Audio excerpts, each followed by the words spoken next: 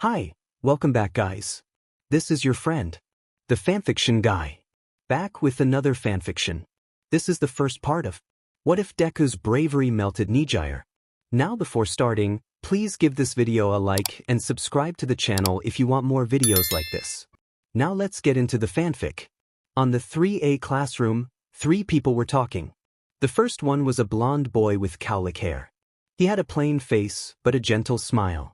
The second one was a black-haired boy with an awkward aura. He was trying to hold the conversation with the other two. The third one was a girl with long blue hair that twists around itself at the waist area. Her eyes were in the same blue tone, and she had a happy expression. They are U.A's big 3, the students with more potential. Togata, when do you think that the U.A's sports festival for the freshmen will start? Asked the brunette. She was excited to see more people and their quirks. She is a curious person, and her blunt nature just adds to it. She will often ask invasive or off-putting questions. Her name is Nejire Hado, first name, second name. Her quirk allows her to send shockwaves through her body, and it's even possible to take down 2 villains with gigantification quirks. She can also fly with them. Nejire is intrigued by others' quirks and unique physical features, and her curiosity and bluntness increase that exponentially. She is often taken control by the black-haired one. His name is Tamaki Amajiki. He is a socially awkward person with low self-confidence and also an inferiority complex. He often thinks that he is not good enough and needs others to confirm that he did it right. The other one, who Nejire asked the question, is called Mirio Togata. He is considered the leader of the big 3. He is the best candidate for #1 hero for the future. Even though he receives a lot of praise, he doesn't let his ideals blind him and has a hero-like personality. He is a perfect example of a hero. After receiving the question, he looked at Hado. I'm not. But I have an idea. Maybe in a week or so, based on our freshmen's sports festival. Togata answered the brunette. Okay, thank you. She thanked him, also. Thankfully they decided that the seniors' sports festival will be held later, therefore we can watch the first years. I'm so excited. I want to see more quirks. She added excitedly. Just don't go overboard. Amajiki warned her, for he is the one in charge of keeping her form embarrassing more people. He remembered a lot of things that happened between the 3. After a couple of minutes, in another classroom, the teacher arrived. He had a pessimistic and grumpy aura around him. He had longish black hair that covered a part of his eyes, and he was wearing a bandage scarf. Sit down everybody. I have an important announcement today. Announced the teacher. His name is Shota Aizawa, or Eraserhead, his hero name. He is a very gloomy and pessimistic person and doesn't show affection or anything to the classroom, but actually cares for them. He doesn't show that directly though. Does it mean he is a tsundere? I'll drop this for now. And after his announcement, the class started to speak with themselves, making a ruckus. Shut up, he said in a stern voice, making everyone stop to talk instantly. I am here to say that we will have the U.A's sports festival, and so you will have a free week to train. He said as the classroom started to create a bigger ruckus. The teacher sighed at this and decided to wait a bit. This is going to be a pain, he thought to himself. After a week, the entire class prepared themselves. It was now the opening ceremony for the festival. Bakugo, who was the player representative, went to the stage to perform his speech. I will win this. I will be first place. Bakugo said it with a straight face and caused the entire classroom to be targeted by the rest. And so, Midnight announced that the first event will be the perilous obstacle race around the stadium.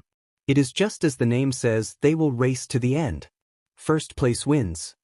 Meanwhile, the big 3 were watching it on the TV that was placed inside the classroom.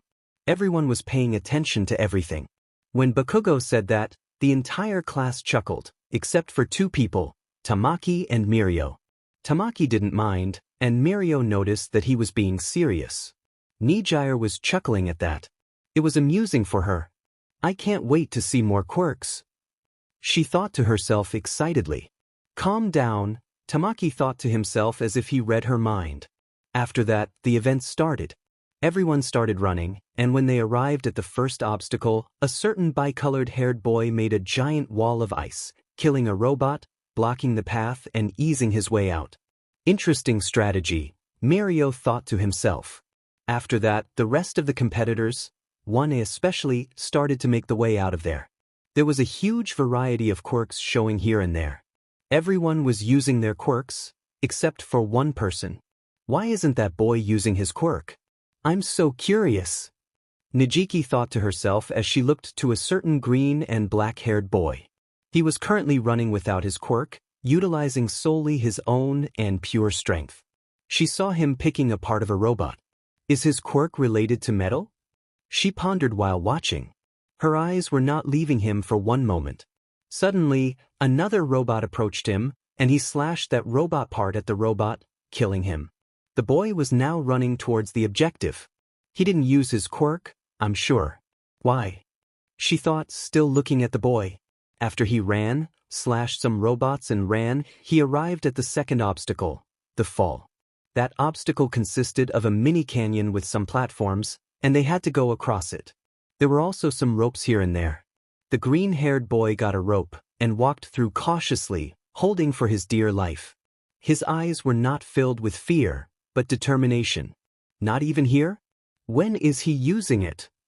Hato thought to herself, still looking at the boy. For some reason, she forgot the interest on the other participants' quirks but focused on the boy who hadn't shown his.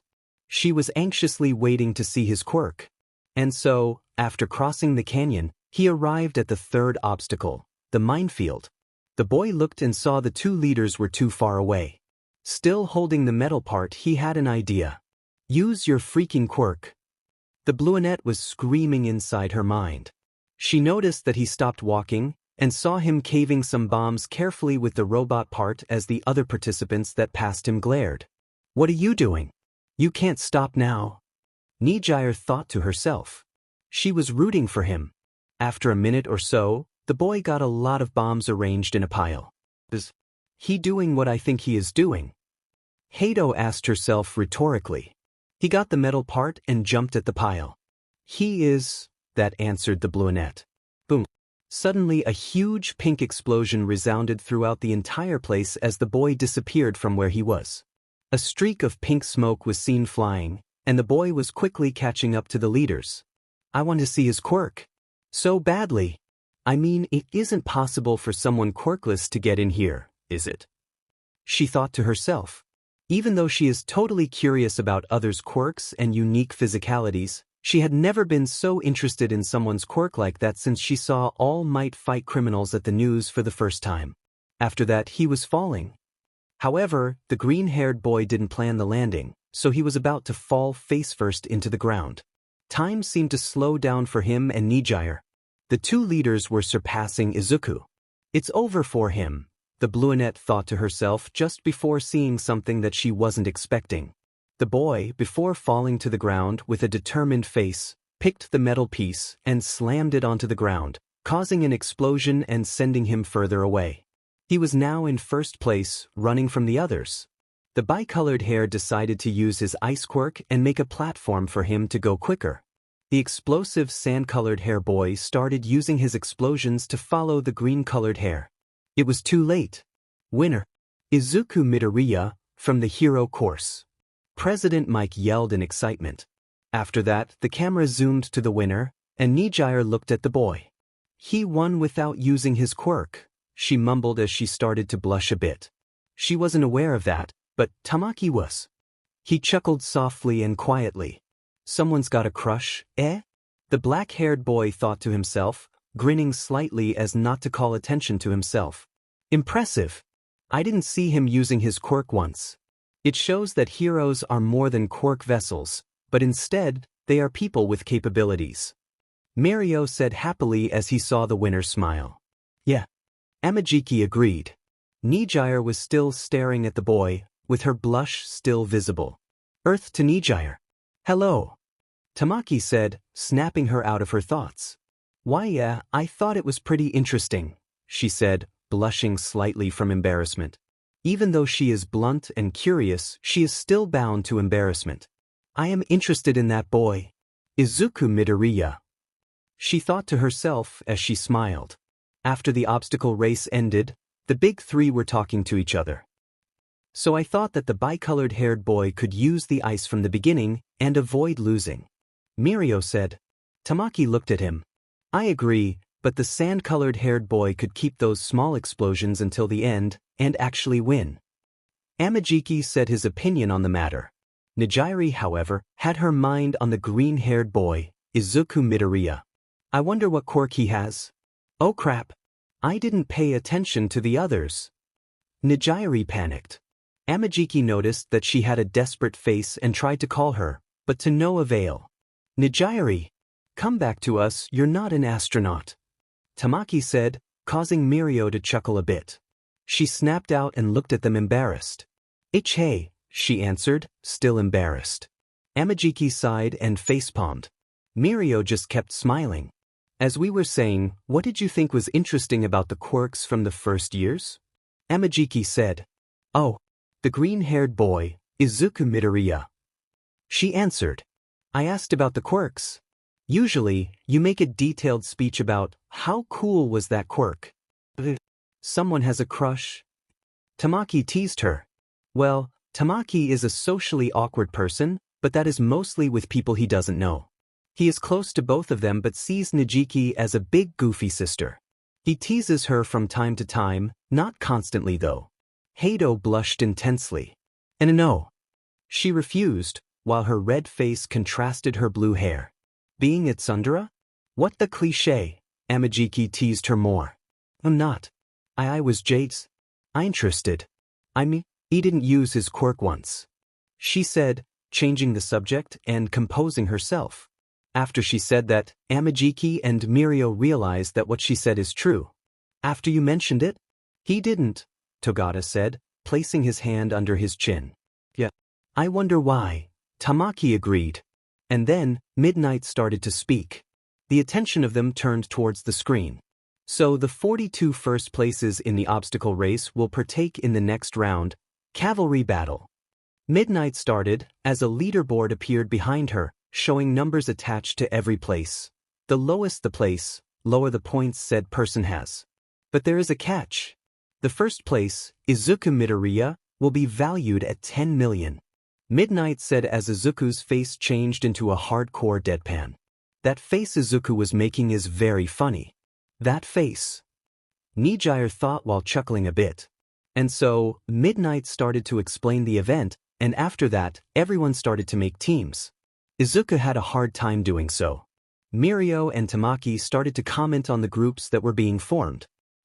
And that's why I think that it's interesting. What do you think, Nejire? Mirio asked Hato, and she looked at him.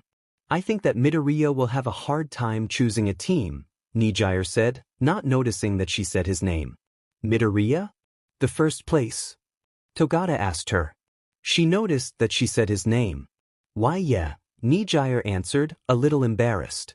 I've noticed something. You've been focusing on him a lot. Why is that? Mirio asked her. She thought for a moment before answering. I'm not sure, but maybe it is because he doesn't use his quirk often. She answered him and herself. Nejire is just as clueless as Togata on this one. After some time, the groups were formed, and Izuku was paired with Tokoyami, Mei, and Uraraka. We will start the event in 10 seconds. Midnight announces, making everyone focus. 10, 9, 7, 6, 5, 4, 3, 2, 1. Start. She counted it down. And so, the even starts. Most of the groups charged at Izuku's, but they escaped through Mei's hover boots and Uraraka's zero-gravity quirk. They flew around the place, running from other groups and trying to hold the 10 million headband until the end of the event, which lasts 15 minutes. A lot of teams attacked Midoriya's, and some even got close, but with Uraraka's quirk and Mei's gadgets, they survived until the half of the event. Izuku's group was running around, dodging. Suddenly, that had been attacked by Mineta's shelter? Minoru's group was basically Shoji guarding him and Tsuyu. Mineta threw one of his sticky orbs, hitting the sole of one of Mei's hover boots, sticking it onto the ground. Crap. Midoriya thought to himself while trying to find a way out. He activated his jetpack, sending them flying but damaging one of the hover boots. Bakugo, however, saw this and launched himself into the air, going for Izuku. Tokoyami defended with Dark Shadow, and Bakugo was caught by Zero. They escaped successfully and landed on a corner, away from everyone, except for Todoroki's group. Shoto made ice walls around Izuku and their group, closing all the ways out. Oh no! I can't use the jetpack anymore, Izuku thought while trying to think of ways to keep the 10 million headband. I hope they can get out of that, Nejire thought to herself, biting her nails out of tension. Hey Nejire? Tamaki called his friend. Yeah. She answered. See, can you stop biting your nails? It's kinda scary.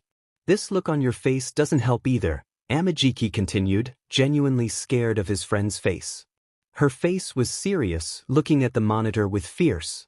When he pointed that out, she noticed what she was doing and stopped. Okay, she answered, stopping what she was doing when suddenly, Recipro burst. A scream resounded the whole stadium. Todoroki's team looked like they teleported to the flank of Izuku's team. Something was missing. The headband. Izuku loudly said, looking backward in shock. Ida's legs were smoking from the overheat. No! Nejire screamed, standing up. She called the attention from her classmates, as they looked at her in confusion. Taijay just saw a bee bug. Why yeah, a bug. Nejire desperately tried to cover herself, and her classmates looked back at the screen. She sat back in her chair, while Tamaki and Mirio were on the verge of laughing. Nejire, however, noticed this. She slapped the back of their heads, making them stop chuckling. Achoo! Ida sneezed. Someone called him something bad somewhere. After that sneeze, Izuku's group charged towards Todoroki's, using their vulnerability that was caused by the shock that Ida gave them. They shouldn't have changed the order of the headbands when they caught ours. He theorized mentally while picking the first headband of Todoroki's neck and moving far away from them.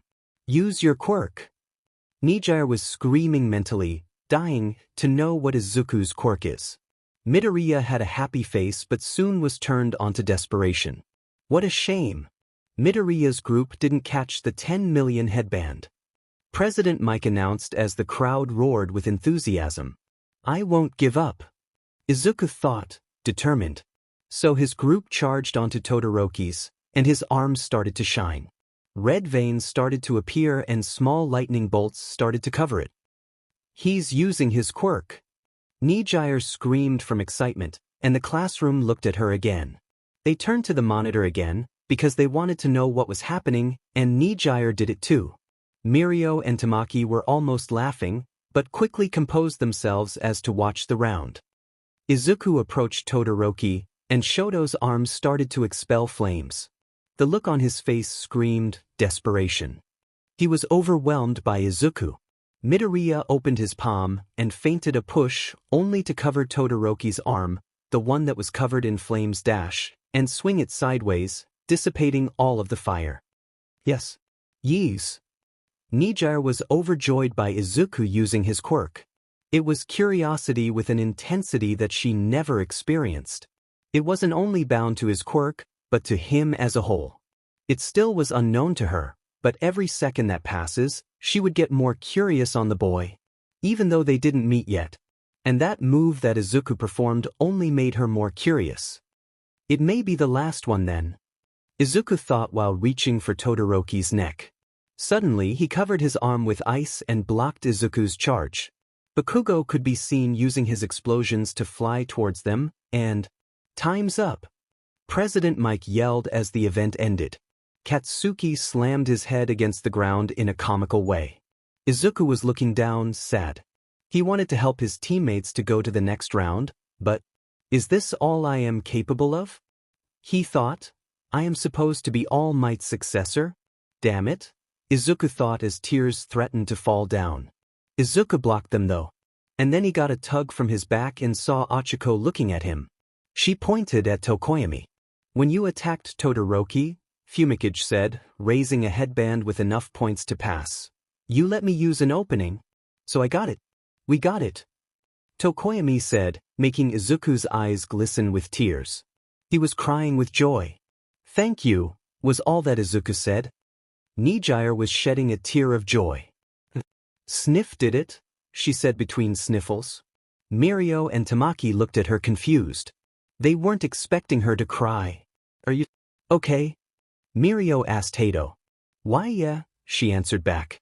Nejire was really intrigued and grew very fond of the green-haired boy. I will talk to him when the festival ends. I want to know more about his quirk. She decided.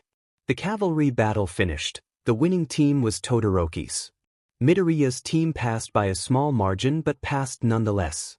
Nejire shed a small tear from joy. She saw Izuku, the one she was having a lot of interest lately, winning and felt happier from that. Okay, now we will have an hour break, and small events while it happens. Yeah. President Mike yelled and announced. Nejire processed those words and stood up. Mirio and Tamaki looked at her, and immediately knew what she was planning. Don't think about it. He has to prepare himself. Mirio's sweat dropped while standing up as well. Yeah, don't. He needs to rest, and a next-level curious person won't help, Amajiki added, sweat dropping together with Togata. Nope, can't wait. Hato said as she just activated her quirk, wave motion to fly past them, not leaving a chance for them to catch up to her. Her quirk allows her to manipulate and generate shockwaves. It is a powerful and versatile quirk. She can also fly with it if she uses her shockwaves. And so, she was now distant from her classmates, searching for the 1A participants' lounge. That lounge is an agglomerate of small rooms for each participant, allowing them to have privacy. They could make strategies, rest, or even leave the room if they wanted. The place was guarded by cameras, but as long as she keeps a small profile, she won't be deemed as a threat. The safety was increased after all. Nejire also knew a lot FOU.A's building because of her curiosity. She basically knew every nook and cranny of the school's building, so finding that was easy as breathing for her. Curious much? After a couple of minutes, she was near the lounge, so she stopped using her quirk to keep a small profile and kept walking. She eventually arrived there. I don't know his room, Hato thought to herself, pondering on what to do. Oh, I could ask one of his classmates. She nodded mentally. She chose a door randomly and walked up to it. Knock knock. The door was knocked, and after some seconds it was opened. A girl with pink and messy hair that had antennas, black eyes and yellow pupils opened the door. She looked at Hato and was confused by her presence. Hello. Mina spoke, trying to know what she was doing here. Hi. Do you know where Izuku Midoriya is located here? Nejire bluntly asked. Ashido was astounded by her bluntness, and was about to question her. But she took another look at her and her question. She wants to see Midoriya? Mina screamed mentally, and a smile crept onto Mina's face. Oh yes. He is at the third door to the right. Mina gave the correct directions. Nejire thanked her and walked to Midoriya's room. And the ship has sailed. I'll have to write some fanfics once this is over. Mina grinned. Hato arrived at Izuku's door. It's now or never. Wait, why am I so flustered? She pondered but remembered that she had limited time to her friends came to drag her back. After that moment of hesitation, she knocked. Knock knock. After a few seconds, Izuku opened the door, only to see a gorgeous blue-haired girl. Her hair started to twirl around itself at the waist area. Her deep blue eyes reflecting the green-haired boy. He was on another planet. And Midoriya? She said softly. He snapped out of his daydream. Why? Wait, how do you know my nom dash? He started, but was quickly interrupted by her hand covering his mouth. Sorry, but I have to hide from my classmates for a moment. Whisper only, K? She whispered. He nodded as she silently uncovered her hand from his mouth. What is your quirk? What can it do? How did you do that against that bicolored hair guy? And her questions kept coming, and coming, and coming, and coming, and coming, and coming, and coming, and coming, and coming. You get the gist of it, right? Izuku just stared at her and tried to process everything she was questioning to him. After some time, two guys appeared. One was blonde and had a cowlick. The other had messy dark hair and pointy ears. They were running around the place, and after they saw Nejire, they quickly came here. Pant. Sorry. The dark-haired one said, panted. It seemed like he was running desperately. The blonde bowed after he said that. Izuku just looked at them, confused. F for what? Izuku questioned them. Oh, time. The dark-haired one answered, still recovering breath. Izuku just looked at them and chuckled. Question mark. The three looked at the green-haired boy, confused. No problem. I already did everything I could for the time being, Izuku said after his chuckling stopped. They sighed in relief. Ojiro left 10 minutes ago. I have to thank him later. Izuku thought, remembering what Ojiro told him about Hitoshi Shinso. Now if you don't mind, we will catch our fugitive pet. The blonde said as Izuku and Nejire sweat dropped. By the way, my name is Mirio Togata. Nice to meet you, Izuku Midoriya. He said as he extended his hand. My name is, oh sorry, you already know. Midoriya nervously chuckled as he shook his hand. His name is Tamaki Amajiki? He's kinda socially awkward when he doesn't know someone. Izuku looked at the referred person and smiled. He extended his hand to Amajiki. I feel you, he said, reassuring Tamaki. Tamaki smiled and shook his hand. H-heh, Amajiki chuckled awkwardly. I'm Nejire Hado. You can call me Ener, she said, blushing a bit and stuttering. She's stuttering? Tamaki and Mirio thought at the same time. I think this crush reached a whole new level, Tamaki theorized. Well, didn't see that coming, Mirio commented inside his mind. Izuku saw that blush but shrugged it off. Not possible. Nope. Not with me. Deku. He denied any delusion of her blushing at him. After all of that, they parted ways, and Izuku waited inside the room. Nejire was dragged back to her classroom by Mirio and Tamaki. She got an earful after that. Only a minute before the match starts, Izuku noted mentally. And so he reviewed everything he planned. He knew about that brainwashing effect and the possible ways of avoiding it, as it was explained by Ojiro before Nejire entered the room. The participants Izuku Midoriya, from 1A, and Hitoshi Shinso from the General Department come to the arena. Your match will start, a mechanical voice called them. And so, both of them were about to enter the arena. And now we will start the fight between Izuku Midoriya, from the hero course.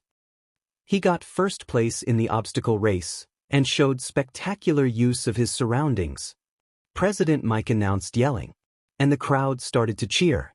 Finally, the next event would start. And welcome Hitoshi Shinso, from the General Department.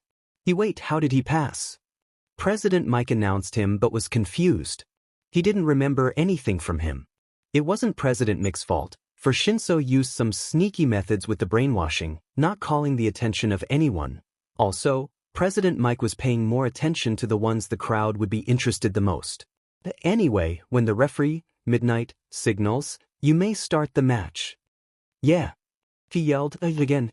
Midnight looked at the both of us and we nodded. She then signaled the begin of the match. Can't wait to see more of his quirk. I couldn't receive any answers. Those two party poopers, Nejire pouted mentally. Achoo! Tamaki and Mirio sneezed at the same time and looked back at her. They were glaring at her and she sweat dropped. Did you say something? They both questioned in unison. She was scared. After that, they quickly looked back when President Mike announced the match. Midnight signaled the beginning of the match. Izuku readied his stance and Shinso looked at him with a smug. That boy. Ojiro. He was an idiot to forfeit after the obstacle race. Gave up too quickly. He shouldn't be here. Shinso said as Izuku grew angrier. What did Y-? Izuku started, only to stop in his tracks. I won. Shinso stated as his smile grew. Everyone started to comment on that, and the huge majority didn't know about Hitoshi's quirk. What is that boy saying? He won. Nejire commented, confused. The arena has mics implanted in strategical places, and the audience could hear it, the TV audience specifically. I don't know, Tamaki commented. Yeah. Maybe his quirk has something to do with control because Midoriya suddenly stopped walking. Mirio theorized. Maybe, she answered, looking back at the fight. Well, walk out of bounds. Hitoshi demanded, and Izuku started to walk towards the limit. Izuku was slowly walking towards the limit. He looked like he was a zombie by the way he was walking. I can't control, Izuku thought, trying to break free from the brainwash. Nejire was watching it, and started to get desperate when she saw Izuku going towards the exit. Oh, don't go, she thought. Izuku was still walking, trying to free himself from the brainwashing effect.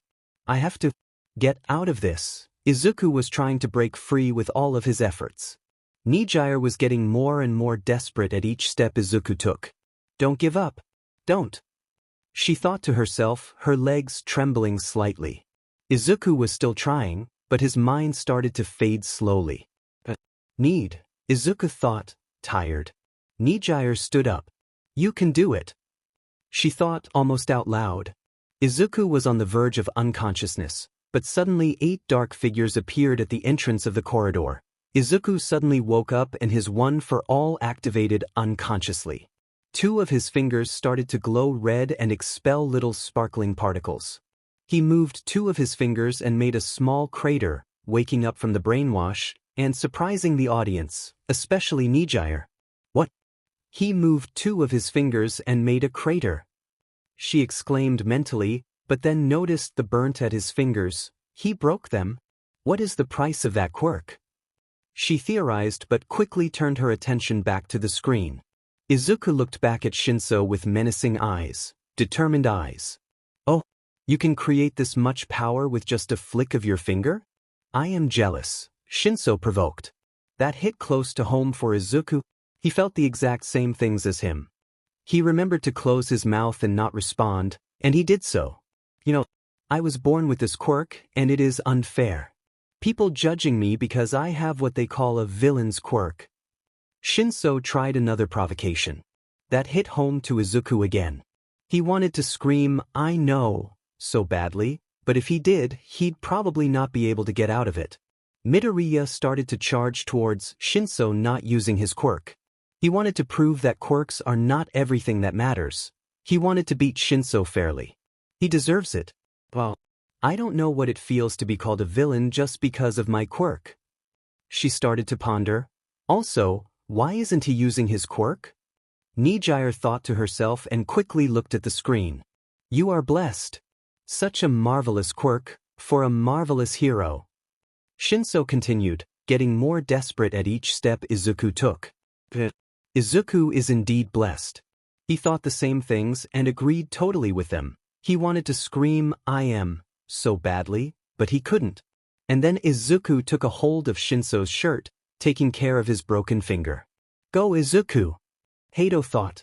Midoriya managed to push Shinso a bit, but he punched Izuku's broken fingers. GWH! Izuku yelped in pain, clutching his broken fingers with his other hand. Shinso took this opportunity, turned Izuku around, and tried to push him out of bounds. No! You can do it! Nejire was screaming internally. Midoriya was quick with his reaction and grabbed Hitoshi's arm with his broken hand. Gui! Izuku yelped in pain, but his determination and adrenaline made him continue. Midoriya grabbed his shirt with the other hand, turned around and saved him out of bounds. Shinso hit his back on the ground. Hitoshi Shino is out of bounds. The victor of this match is Izuku Midoriya, from the hero course. President Mike announced the winner. Cheers and surprised sounds resounded throughout the arena. The green-haired boy won. He successfully freed himself from a brainwash, and without his quirk beat his opponent. Everyone was surprised. The winner, Izuku Midoriya, smiles from happiness. He won after all, though he is worried about something. Hitoshi Shinso. He was Izuku's opponent, and had a similar problem to him.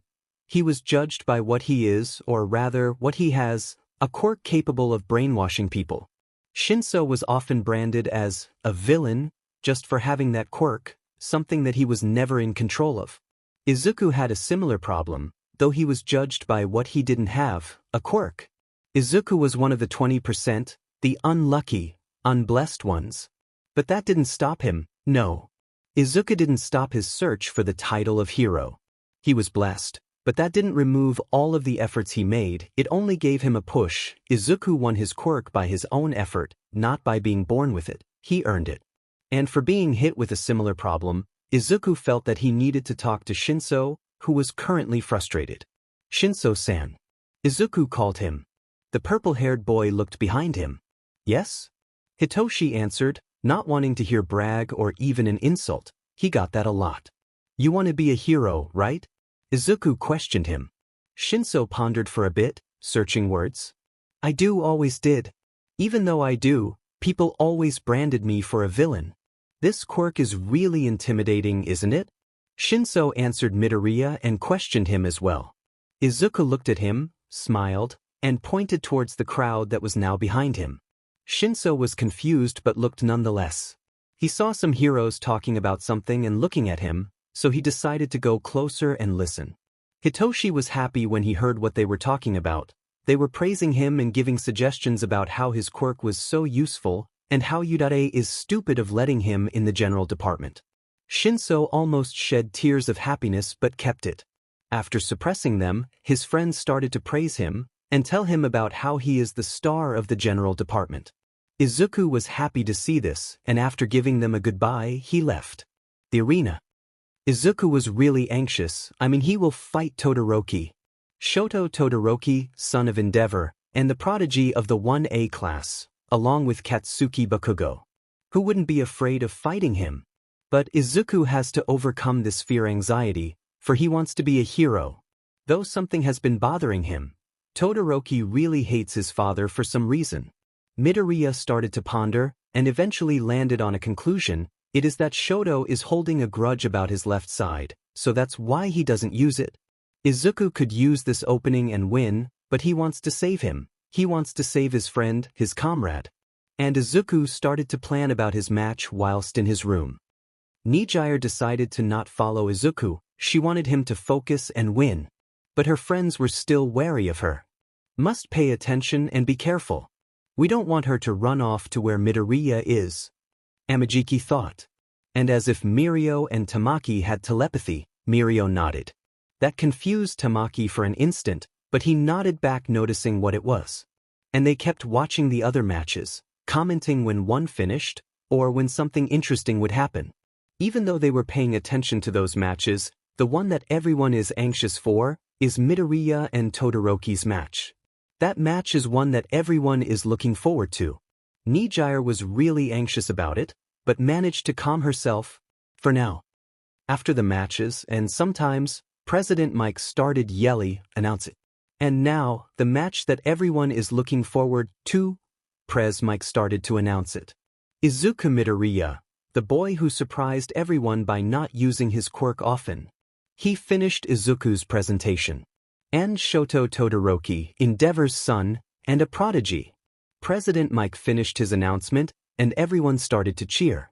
Finally, the match that everyone's been waiting for will start. Izuku and Todoroki entered the arena, and everyone's cheers went louder. They were now on the polar opposites of the arena, looking at each other, their determination overflowing. They were now about to clash. Nejire looked at them, waiting for the announcement for the match to begin. She couldn't wait any longer. Her anxiety was consuming her from the inside out. Midnight looked at them both, and asked them if they were ready. After confirming it, she looked at the crowd. And now, the match will begin. Start. Midnight announced the beginning and waved her whip downwards. As soon as she said, start, Todoroki unleashed a giant amount of ice towards Izuku. It came seeping through the ground, forming spikes. Midoriya, predicting this, raised his arm, pointing it towards the ice, and flicked his finger, creating a strong gust of wind, enough to break the ice, and sent it back to Shoto.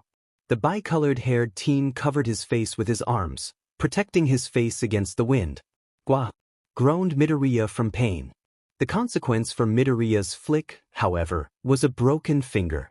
Nejire, who is watching intently, was agape when she saw the power from a single flick from Izuku, and after seeing the broken finger, she was even more curious. Of course, Hato was worried as well. She started to bite her own nails.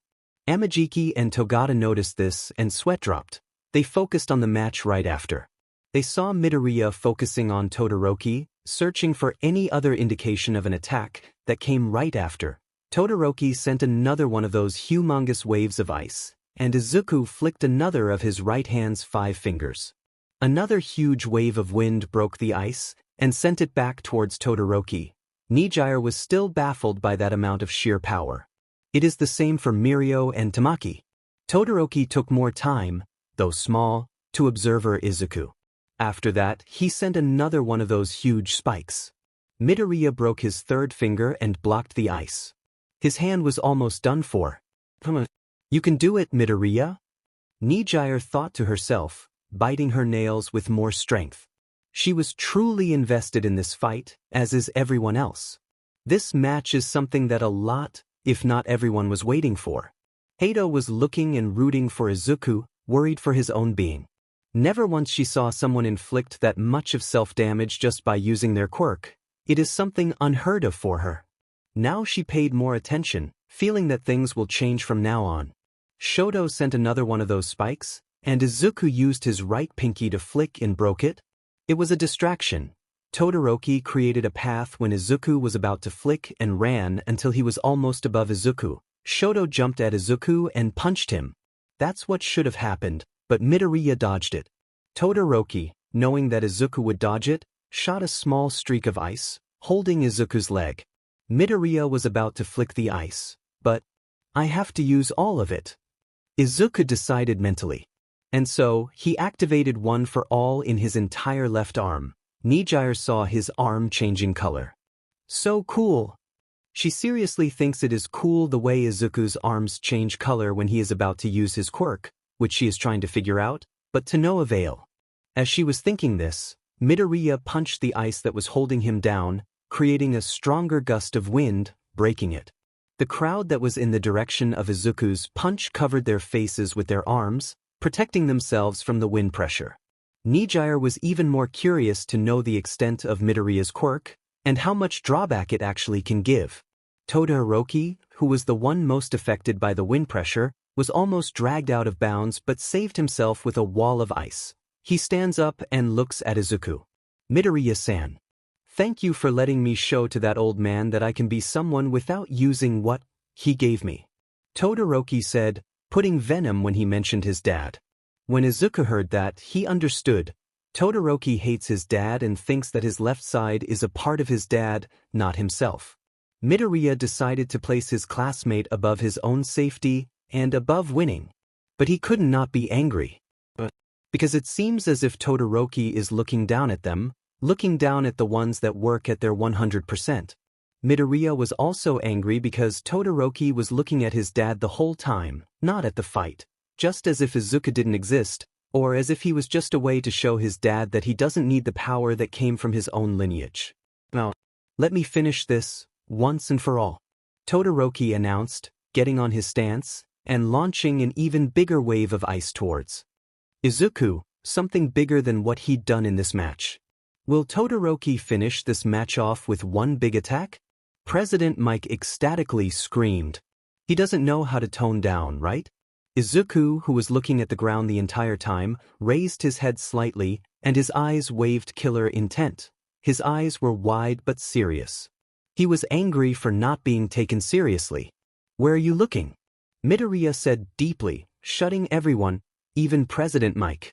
Nejire was taken aback by his tone of voice. In a flash, the huge wall of ice was broken. Nobody saw what happened until, your broken finger. Todoroki pointed out, surprised. You would go that far? Midoriya just held his broken hand and lifted it slightly. Why don't you fight me with all you have? Izuku pointed it out, forming a smile with his mouth. You haven't put a single scratch on me yet, you know? Izuku continued, looking straight at Todoroki's eyes. Nejire and everyone was paying attention, and they noticed that it is true, he didn't receive one direct attack yet. Midoriya inhaled a lot of air and, come at me with all you have. Midoriya taunted, gaining a dry look from Todoroki. Everyone was having goosebumps, noticing the amount of determination and willpower coming from that teenager's voice. Nejire was on the edge of her seat, almost standing up. She didn't feel this worked up since she discovered her own quirk. She watched Todoroki get angry. "My old man bought you?" Todoroki angrily stated. "It's just that you are fighting with 50% of your whole power, while everyone else is giving their all." Izuku started to explain. Todoroki just looked at him, waiting for the rest. "A cool hero, that's what I want to be," Izuku said, gaining more goosebumps from everyone who is, or is aspiring to be a hero. Something so simple, yet so important. The thing that a lot of people neglect, which is the genuine drive to become a hero. Something that every hero needs, but almost no one has. The green-haired boy has it, the true will to become a hero. And then, Izuku charged towards Todoroki. "Imagine! The microwave!"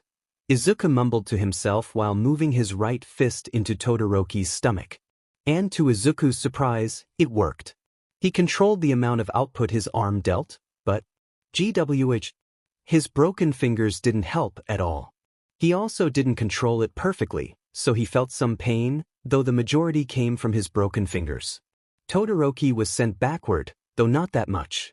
And that punch started a whole clash of attacks, defenses, and dodges. The spectators were in awe of their abilities, but scared of Izuku's way of fighting. He was getting destroyed by each and every attack or defense he did. They were scared of his determination and will. How can someone be so willed? How can he feel that much pain and keep going? Why isn't he giving up? Those were some questions asked by some of the spectators, but all of them had an answer already implied since he started this fight. He wants to be a hero. It doesn't matter if he gets crippled, destroyed, or anything. Though that determination deserves praise, it also deserves scolding. If he destroys himself, how can he become a hero? Nejire was watching all of that, and was on the edge of her seat, standing up a couple of times. She was really anxious and really worried from Izuku's injuries. At every punch, every dodge, every groan, she was getting more and more worried. She felt the need to watch for him, protect him. The reason is simple. He destroys himself so easily. She wants to keep him in line, she wants him to be safe. But she doesn't know why. Maybe I care for him that much? Hato starts thinking to herself. She eventually decided that it was like that. But something happened and caught everyone's attention. "The power is yours!" Izuku screamed towards Todoroki, making him stop in his tracks. "What?" Nejire thought to herself. Is he trying to save his opponent from something? She finished her train of thoughts, putting a hand below her chin. She started to ponder. Eventually, she landed on a conclusion. Maybe he wants to save him before winning. Nejire concluded. A true hero. That's the words that were thought by everyone who picked that phrase up. They understood. Izuku wanted to save Todoroki before winning, before his own safety. An act from a true hero.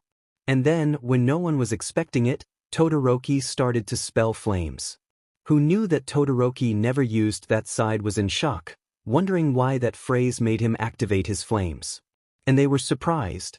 Of course, Shoto's flames surprised them, but what did it the most was, "Why are you smiling?" Todoroki questioned the smiling Izuku. "To help your opponent during a match. Which one of us is screwing around now?" Izuku's face turned into a more serious one, looking straight onto Todoroki's eyes, focusing on the battle. Suddenly Todoroki's father could be seen descending the stairs, spilling egoistical nonsense. Shoto shed a single tear that was quickly evaporated from the heat. But they knew what to do at that moment. Go all out. They decided it without saying anything. They will finish this now, in one strike. Both of them got into stance. Todoroki activated both of his sides, giving immeasurable heat and incredible cold. Izuku activated one for all in his legs. They were both giving an immense aura, an aura of determination and willpower. Izuku did something today that not many would do. He placed someone above himself.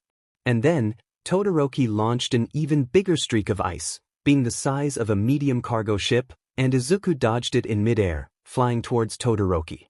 The cold air suddenly turned hot. Todoroki was expelling a heat wave, heating the whole place up. "We have to stop it, Midnight." The pro-hero Cementos yelled and started to make 5 walls of cement, blocking their clash. His body won't hold. Midnight answered, trying to use her quirk to stop them. But to no avail, as Izuku was in midair, and Todoroki was expelling heat and cold waves, dispersing her gas. The walls were made, and Izuku was approaching them.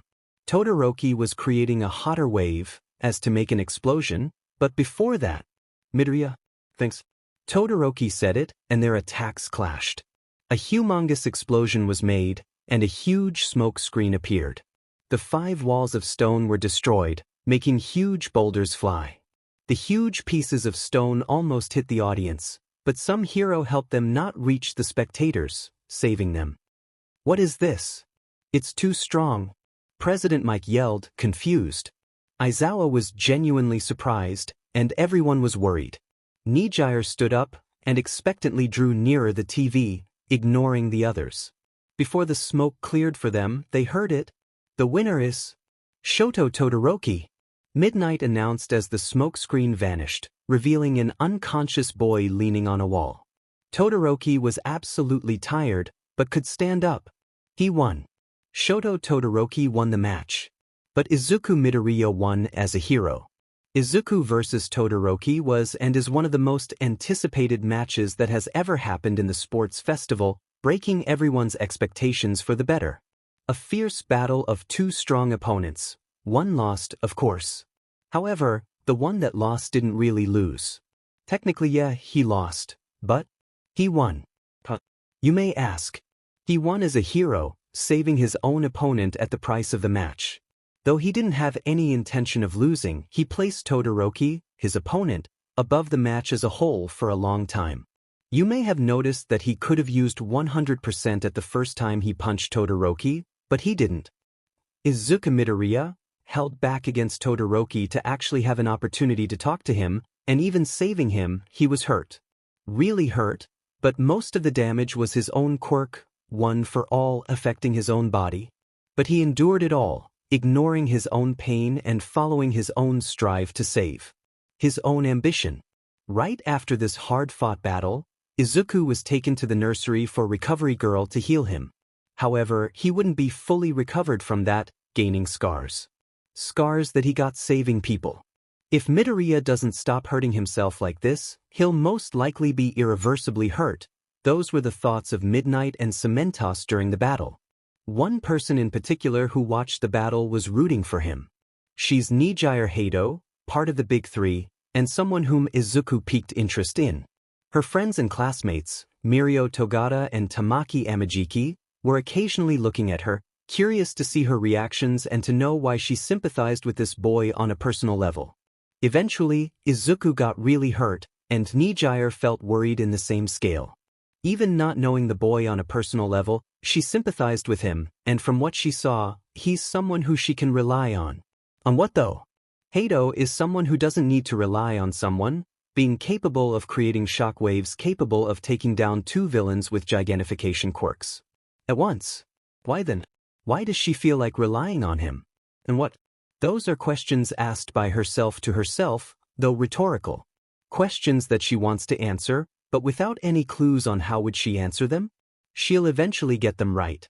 For now, she only has to worry about the green, black-haired boy who got really hurt from saving someone and fighting that same someone at the same time. He'll probably be at the nursery. From his injured look, Recovery Girl would have to take care of him. Nejire concluded from her process of elimination. She placed her left index under her chin and looked slightly up.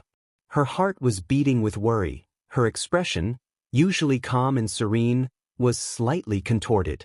Eyebrows slightly dropped, and a bitter expression. Worry filled her completely. Deciding that, she stood up from her seat and walked slightly faster towards the nursery, where she'd been so many times before. Training her quirk took a toll on her body, something that Recovery Girl witnessed a lot. Tamaki and Mirio decided not to interfere this time. After some time of walking, she arrived at the door of the nursery. Something filled her heart, something she isn't used to, for she wasn't in contact with it that much. Embarrassment, that may be the word. It depicts someone who is feeling awkward, self-conscious, embarrassed, and so on. It's generally used on things that are close to love, a feeling that really goes together with embarrassment sometimes. Was she feeling embarrassed? Yes, but there's more to it. She would feel more embarrassed if he was all right, but he's being treated, or already is, according to her own experiences, right now. So, what's this feeling that overpowers embarrassment now? The worry for Izuku's well-being is something present in her, now in a stronger level. His injuries really made her worried, and that's what she's feeling the most now. That doesn't take embarrassment completely for her. Filling herself with resolve, she knocked on the door, checking if Recovery Girl was here. "Come in," said an elder woman, and by the voice, Nejire could tell it's the old hero. She placed her hand on the doorknob, exhaled a bit, and opened it gently. The first thing that her eyes caught was the white from the walls, machinery and everything else, except for some things. "Oh, Nejire. Long time no see." Recovery Girl greeted Nejire, waving happily. She and Hato developed a mutual friendship over time. Nejire helped Recovery Girl a lot back then, and Recovery Girl accompanied her in the long way that was training her quirk that before looked so weak. "Yeah. Good to see ya again." Nejire smiled back, bowed and answered. "Oh, wait a second. I'll patch this boy here." "Reckless as usual, huh?" Recovery Girl said, walking towards a certain green, black-haired boy who was sleeping. Hato looked at the boy and saw his soft and gentle, yet determined, expression, admiring his own resolve. In her eyes, she saw him as someone who deserves the title of hero. But, patch. Doesn't that require to take one's clothes? Before she could finish, Recovery Girl took Izuku's PED uniform off, leaving only the tank top that was especially tight on that day. She reacted and looked at Izuku's figure. He was surprisingly buffed, possessing a six-pack. Instant blush. Nejire's face went from beige to neon red, smoke leaving her ears. Her eyes were open wide, mouth agape. The red from her face could be compared to a lamp. She covered her face with her hands and, unconsciously, used her quirk on herself constantly, making her fly. Hato's heart was beating exponentially quicker, flustered and embarrassed. Recovery Girl, who saw that scene, giggled. "Youth?" She smiled softly at the scene right after finishing Izuku's patching. Nejire eventually landed, a blush still barely visible on her face. She looked at Izuku and bitterly smiled. How can he be someone so reckless? Doesn't he care for his own body too? Doesn't he care for his own being? She mentally scolds him. Even though he isn't listening, even if he was awake, he wouldn't do so. Recovery Girl noticed the worried look from Nejire and got somewhat confused. Why does she care so much for that boy? I haven't seen them together at all. Maybe I'm wrong, whatever. Beep. Beep. The pro hero could hear a beeping sound, a sound that reminded her that she had more patients to treat in the other nursery room. The other nursery room is for less hurt patients, and as Izuku got badly hurt, he had to recover there. This room was almost nothing more than somewhere better for recovery, as she had a good quirk for that work on her own. The only thing the school could do is buy equipment in case of emergencies, and Midoriya didn't need this, at least not in this case. "Nejire, could you keep an eye on him? I'll have to take care of some other patients," Recovery Girl asked, making Nejire blush slightly. "Okay, RG," she said, nodding. That nickname. A nickname made by Hato and the one she thinks is better than Recovery Girl's name, Chio Shizenji, or the hero name as a whole. Brings back memories. After hearing the okay, Chio left the room, and right after she left, Nejire sat beside Izuku's bed, looking at him. Noticing his features. Plain but cute. That's the sentence that could define Izuku's appearance. It isn't eye-catching, but after you look at him more intently, you see true beauty. Calmness and determination, expressions covered in emotion and passion. The boy has it all. Nejire was filled with something she never felt before. What is it? She couldn't describe it. It's just as if there was something tugging on her chest, something begging her to get close to the boy. Her face was getting hotter, reflecting embarrassment and fluster. Her dark blue eyes reflecting the soft light outside, and mouth curled slightly. However, interrupting her, Izuku's eyes shot open. His expression held worry, just before turning into something sad, yet Happy? Yes, Izuku is happy. Happy for saving his friend, even though he didn't win. Someone's life is way more important than results. After calming down, he noticed someone else in his room. Looking slightly to his left, he saw a girl with blue hair that twisted around itself from the waist forward. Her dark blue eyes were glistening, her mouth was curled up and her face was slightly red. "You're the girl who visited my room," Izuku instantly remarked, his face reflecting surprise. Snapping out of her daydream, she looked at him. At that instant she was embarrassed, but almost immediately she leaned it and, "Please tell me about your quirk, it's so cool, but so dangerous." She started to bombard him with questions. Her mouth was moving really fast, and she was flailing her arms, and her eyes were filled with stars, truly looking like a child. The green, black-haired boy was really taken aback by her speed of speech, leaning back when she leaned in too much but managed to answer some of the questions, evading what he needed to, of course. She noticed the evasions but decided not to pry too much into that. She may be curious, but she knows her limits. Kind of. And that continued for a bit of time until the door was heard opening. At the door appeared two people. One was a boy with glasses, his dark blue hair arranged in a neat way. He was very strict-looking. The other was a girl with a brown bob cut that seemed to defy gravity. Her brown eyes reflected cheerfulness and determination. A determination that came after a long time together with Izuku. His company changed people for the better. Achiko and Ida didn't recognize the blue-haired girl in front of them at first, looking at her and at Izuku constantly. After a long 5 seconds, Ida recognized her. Nejire Hado, one of the big three at Yude, someone with a quirk seemingly so powerful that's capable of taking down 2 villains with gigantification quirks at once. Also, an idol at the academy. The majority of the boys admired her, wanted to be with her. Wanted her. On top of being powerful and talented, she's gorgeously beautiful. Now, what is she doing here? There's nothing apart from Izuku that she could be here for. That's what Ida was trying to figure out for a moment, before realizing the awkward silence present in the room. "Oh, hello. I'm Tenya Ida. Also, may you be Hado Nejire-san?" Ida politely greeted her, using the opportunity to confirm, also breaking the silence. Just after hearing the name, it clicked for Uraraka. She's the idol I've been hearing so much about. What is she doing here with Deku though? "Hi. Also, I am Hado Nejire, nice to meet you." Hado answered, smiling at Ida and Achiko, who was now trying to form words. She was just so surprised. Ida bowed at Nejire, making her bow in return. Achiko followed suit, making Nejire bow again. Izuku couldn't speak at that time. He was still recovering from the question session. Oh boy, it takes a heavy toll on the mind. Answering that many questions is really tiring.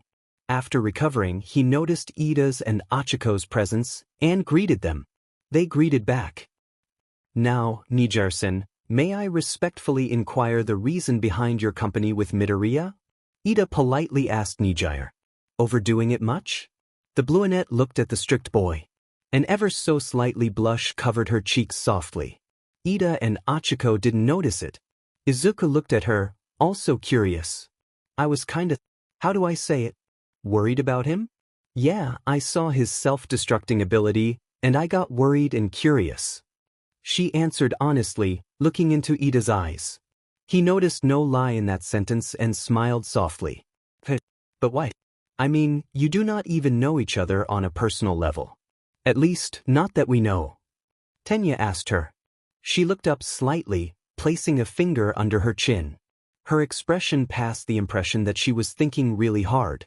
"I don't really know," she honestly said, looking back at Ida's eyes.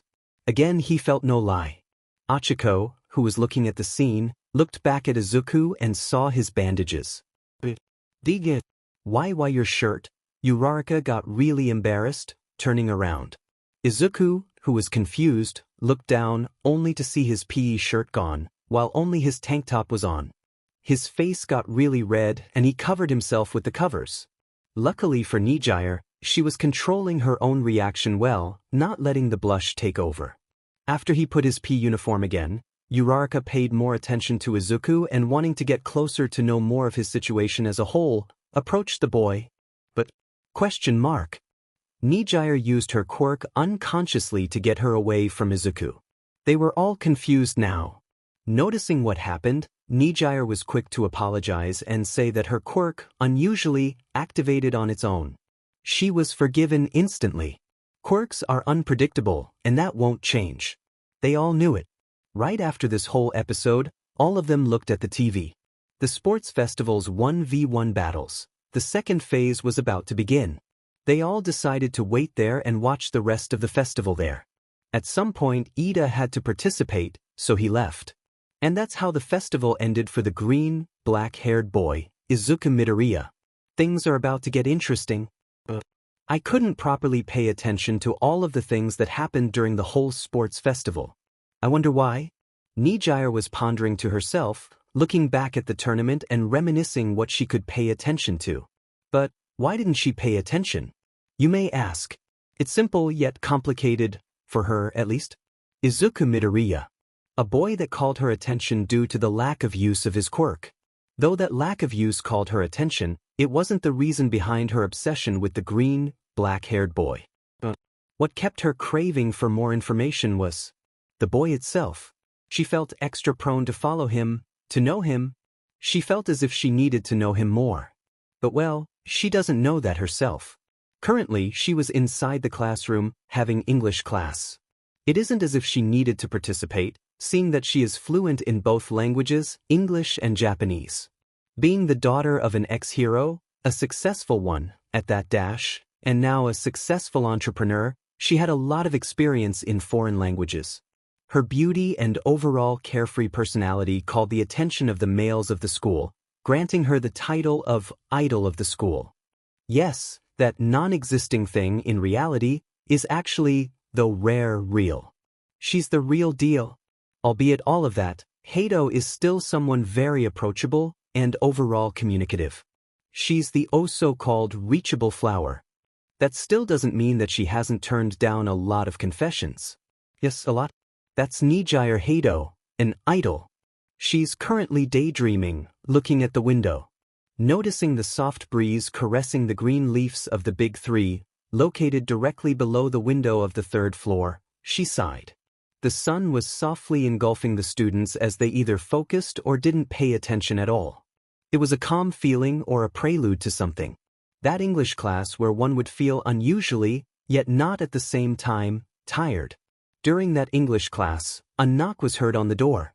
Soon after, the principal, Fidzu, came right in with his usual smirk. Small taps of feet echoing through the 3A classroom, he stood before all of them. Good morning, students. Though, unfortunately, brief, I'm here to call Mirio Togata, Tamaki Amajiki, and Nejire Hato. The principal said, not staling, cutting to the chase. They obediently stood and followed the principal. Some murmurs and whispers could be heard in the classroom, seeing that the Big Three were being called simultaneously to the principal's office. The Big Three, a non-official title, created by the students and currently really popular. It targets 3 students, in particular, those who were called to Ned's office. What differentiates them from the rest of the students is their well-acknowledged skills and overall experience. They are the future of UA. It's no surprise that it would cause a commotion, though small this time, the fact that they were called at the same time by the principal himself. The 1A classroom. A place where the future is beginning to be forged. The place where heroes are being molded. It's where the majority of the new students aiming to be heroes are located at. Currently, they were having math by Aizawa, the scruffy homeroom teacher. Amidst all of them, sat a green, black-haired boy, taking notes fiercely and concentratedly. His green pair of eyes glistening with determination. His expression calm, yet anxious. The tongue stuck out a bit, unconsciously. That boy is called Izuku Midoriya. He's someone who inherited All Might's power, and overall someone that is genuinely and intuitively a hero. He is truly someone worth paying attention to. Surely, that's what he got from Nejire, though he doesn't know it yet.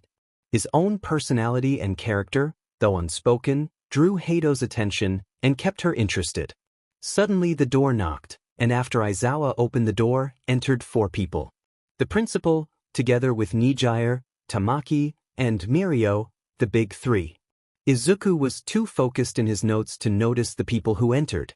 He was entirely inside his own world, learning quickly and overall letting his mind take control. By that, Midoriya couldn't hear the big 3's introduction that happened right now. Muttering and whispering were heard throughout the classroom, similar to what happened to 3A just a bit before this. The 1A students were really excited to know what was happening to them since the big 3 was there. Midoriya, of course, was too focused in his notes. Nejire, after introducing, looked around the classroom and laid eyes on a certain boy with green hair and green eyes. A smile formed on her face, and an unnoticeable reddish hue appeared on her cheeks. Her body couldn't contain the excitement as she just walked quickly towards the boy. Each step resounding louder inside the boy's ears, her hair fluttering against the soft reminiscent wind that came from the windows. She was excitedly, yet gracefully walking towards Izuku. The boys around the nerdy student, with a few exceptions, suddenly stopped, and looked at Nejire and at Izuku. Repeating the process, trying to understand the situation. Hato halted when she was in front of the boy. Noticing that he wasn't paying attention, she decided to know what he was doing, so she walked behind Izuku. The class was silent throughout this exchange. She looked at Izuku's notes, noticing the neat, yet quick, handwriting.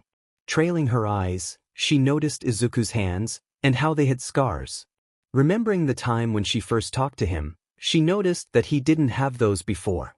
As if something was controlling her, she unconsciously picked the boy's right hand, startling him, earning gasps and murmurs around them, and looked closely. With her other hand, which was free, she trailed the scar with her finger, leaving a tender and soft feeling from her skin along the lines of the scar. The usually palish white skin of the boy was now scarlet red, trembling and confused. "WWWI is SCDD doing this?" The boy stuttered mentally. Nejire, noticing what she was doing, quickly, but gently, let go of his hand, and started fuming through the ears, red as pepper. She just didn't run, because she couldn't. Well, she's in a classroom filled with new people after all. Cough. Aizawa coughed, breaking the awkwardness, and snapping the principal from his shipping tendencies. For that, the big 3 introduced themselves properly, and they explained what was going to happen, which is an interclass exchange, where the big 3 will stay in the 1A classroom for a month, as to give tips, tricks, and pointers, seeing that they were more experienced. Izuku heard all of that, though couldn't take his mind off of what happened. He was trying to understand why she did that. Maybe my scars are that ugly? Okay, now that the introductions ended, we'll decide where they'll seat. They can't stand up all the time, right? The principal said, grinning as always. Not until he looked at Nejire, then at Izuku. His grin was more scary. The principal, without saying anything, walked towards Siro, who sat beside Izuku during classes. As he walked, Hanta got more confused. "Excuse me, Siro-san. I think that Nejire would fit here the best, and for that, I ask you to switch seats." "Don't worry. You'll get another one," the principal said with his smile, which was now really scary. Siro, who got really scared, reluctantly left the seat and stood in front of the class, waiting to get his new seat. Izuku was really confused, but, not wanting to see that smile from the principal again, didn't object. Nejire was just as confused as everyone. After that scene, the murmurs began, only to stop from another cough from Aizawa. The big 3 each got their own seats successfully after that. Nejire sat at Izuku's left, occupying Siro's place. Tamaki sat beside Tokoyami, behind Izuku, in place of Mineta. Mirio sat in front of Izuku, taking Bakugo's place. Let's just say that the last one was quite tense. Overall, Izuku was being sandwiched by the big 3, as he sat on the middle seat of the row opposite to the door, being below the window. Just one seat away from the infamous protagonist seat, now occupied by Mirio. After that, Nedzu walked towards the front of the whole classroom, his fur shining with the sun. The scar passing his right eye giving him a mature aura, along with his suit, even though he's pretty small. Now that we have the seats sorted out, I will say only one last thing. Pay attention to the third-year students and learn much from them. Also, Nejire, Mirio, and Tami. Pay attention to the first years, you can learn much from them. The principal said, locking eyes with Izuku when saying that last sentence. After that, he bowed slightly and diligently left the room. Before leaving the room though, Nezu flashed a satisfied grin. This year will be rather interesting. Let's see how much Izuku Midoriya can influence the famous Big Three, especially Nejire Hato. Izuku walked towards the classroom, sighing. Why do I need to sit between every member of the Big Three? He reached the door, hesitating, kind of wary of what may happen. Quickly readjusting his hands on his backpack straps, he inhaled and exhaled deeply, as if removing his worries. Now or never. He opened the door, and the usual chitter-chatter stopped. Everyone looked at him. Izuku felt a huge amount of piercing gazes. From envy to confusion, to curiosity. Though jealousy came only from Mineta and Kaminari, the perv duo. Midoriya gulped. What did I do to deserve this? He ignored the ogling and walked towards his seat, but before anyone could follow Izuku and question him about his friendliness with the Big Three, the door opened. Guess who entered? The reason Izuku is being the target of gossip recently in the 1A classroom. The Big Three, Nejire Hato, Tamaki Amajiki, Mirio Togata. Also known as the Prodigies. They walked nonchalantly towards their respective seats, coincidentally around Izuku. He was isolated from his classmates. So, Midoriya, how do you feel? Your injuries, Mirio asked, seriously. No serious injuries. Thanks for asking though. Only this scar, but that's not imper dash. Nejire, reacting to what Izuku said about his new scar, leaned towards him in the blink of an eye, unconsciously making her head touch his shoulder while holding his hand. Again, the softness of her skin was transmitted to his, just like the heat. So, Mirio and Tamaki just stared. Nothing could be said. The classroom was silent, everyone looking at them. Mixed reactions happening again here and there. From confusion to curiosity, to jealousy. Unexpectedly, the jealousy emanated not only from Mineta and Kaminari. Noticing what she was doing, Nejire blushed intensely, letting go of his hand. So, yeah, you shouldn't strain yourself to that point. You'll regret it one day. She changed the subject, trying to escape. And it worked, for Izuku at least. The words that came from her mouth entered his ears, sticking itself into his memory. He looked down for a bit and then smiled. Maybe. If I'm not able to give my all when I need to, I won't be able to call myself a hero. Well, I'm a hero wannabe, so I can't really call myself that, he responded, scratching the back of his head. Right after that, he lifted his hand and closed it. This scar is proof that I'm not good enough. It is my duty as a student to improve. But yeah, I'll tone it down when possible. Thanks for the concern though.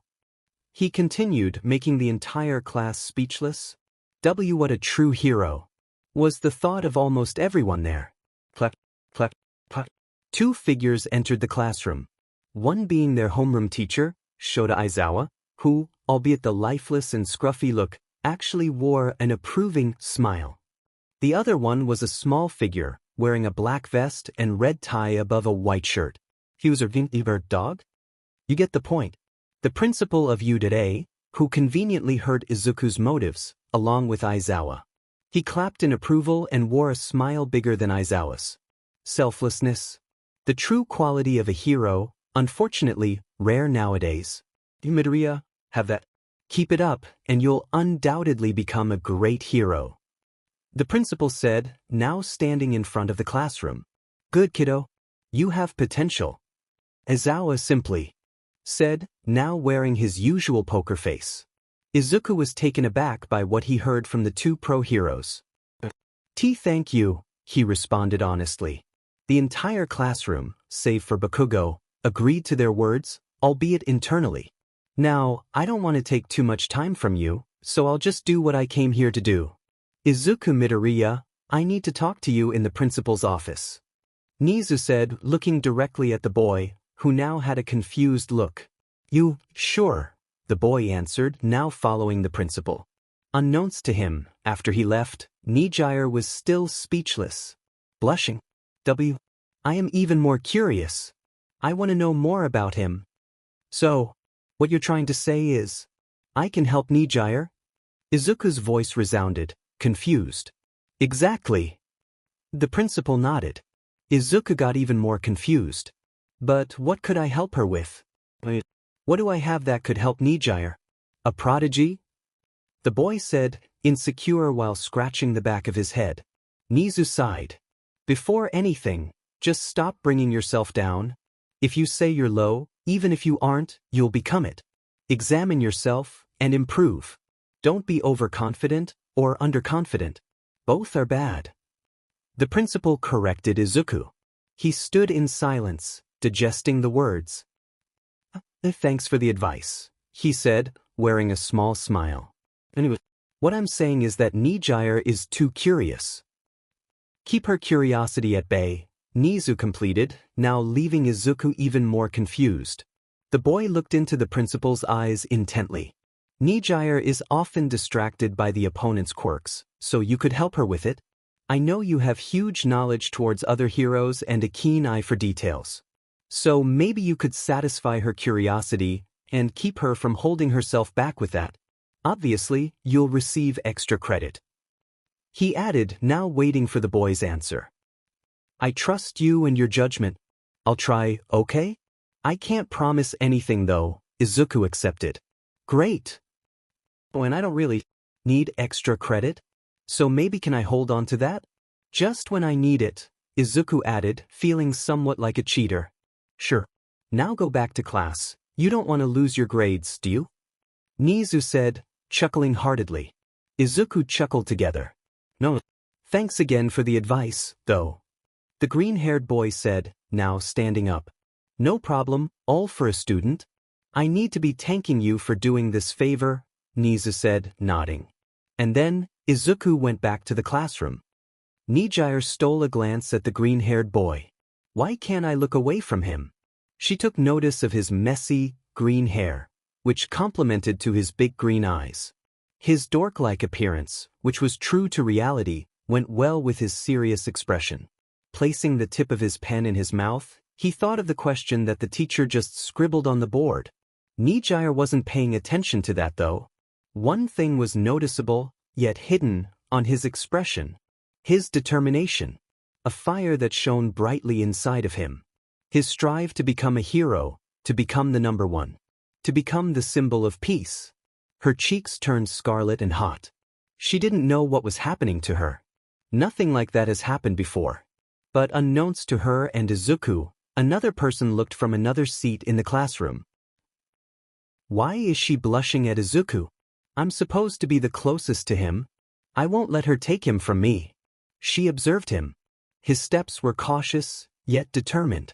The respiration coming from his soft, yet defined mouth brought serenity to her heart. His hands were as tender as a mother holding her child, no matter how scarred they were. In fact, every time she looked at his hands, her heart sank deep into an ocean of guilt. She felt as if she was the cause to them, even if she didn't have many interactions with him right then, nor that she was the cause. The sun smile on his face brightened up her mood, like a lighthouse to a boat roaming in the dark, cold night. That one time he saved Todoroki at the cost of himself. Knowledge of that came from Todoroki himself, who slipped once, made her evaluation of herself to change. Would I do the same in his situation? No, I wouldn't. But he did. Those were some of the facts and reasons that made the young girl fall in love with the forest green-haired boy. Shrugging the reoccurring thoughts out of her head, she fiddled with the pen in her hand, making it spin like a helicopter. Occasionally stopping, she took quick glances at his general direction, and she always found him looking forward, paying attention to the chalkboard. She remembered that re-encounter with him. That ever-so-compassionate, tame and flustered face of his didn't change one bit, even after entering youth. Until then, that is.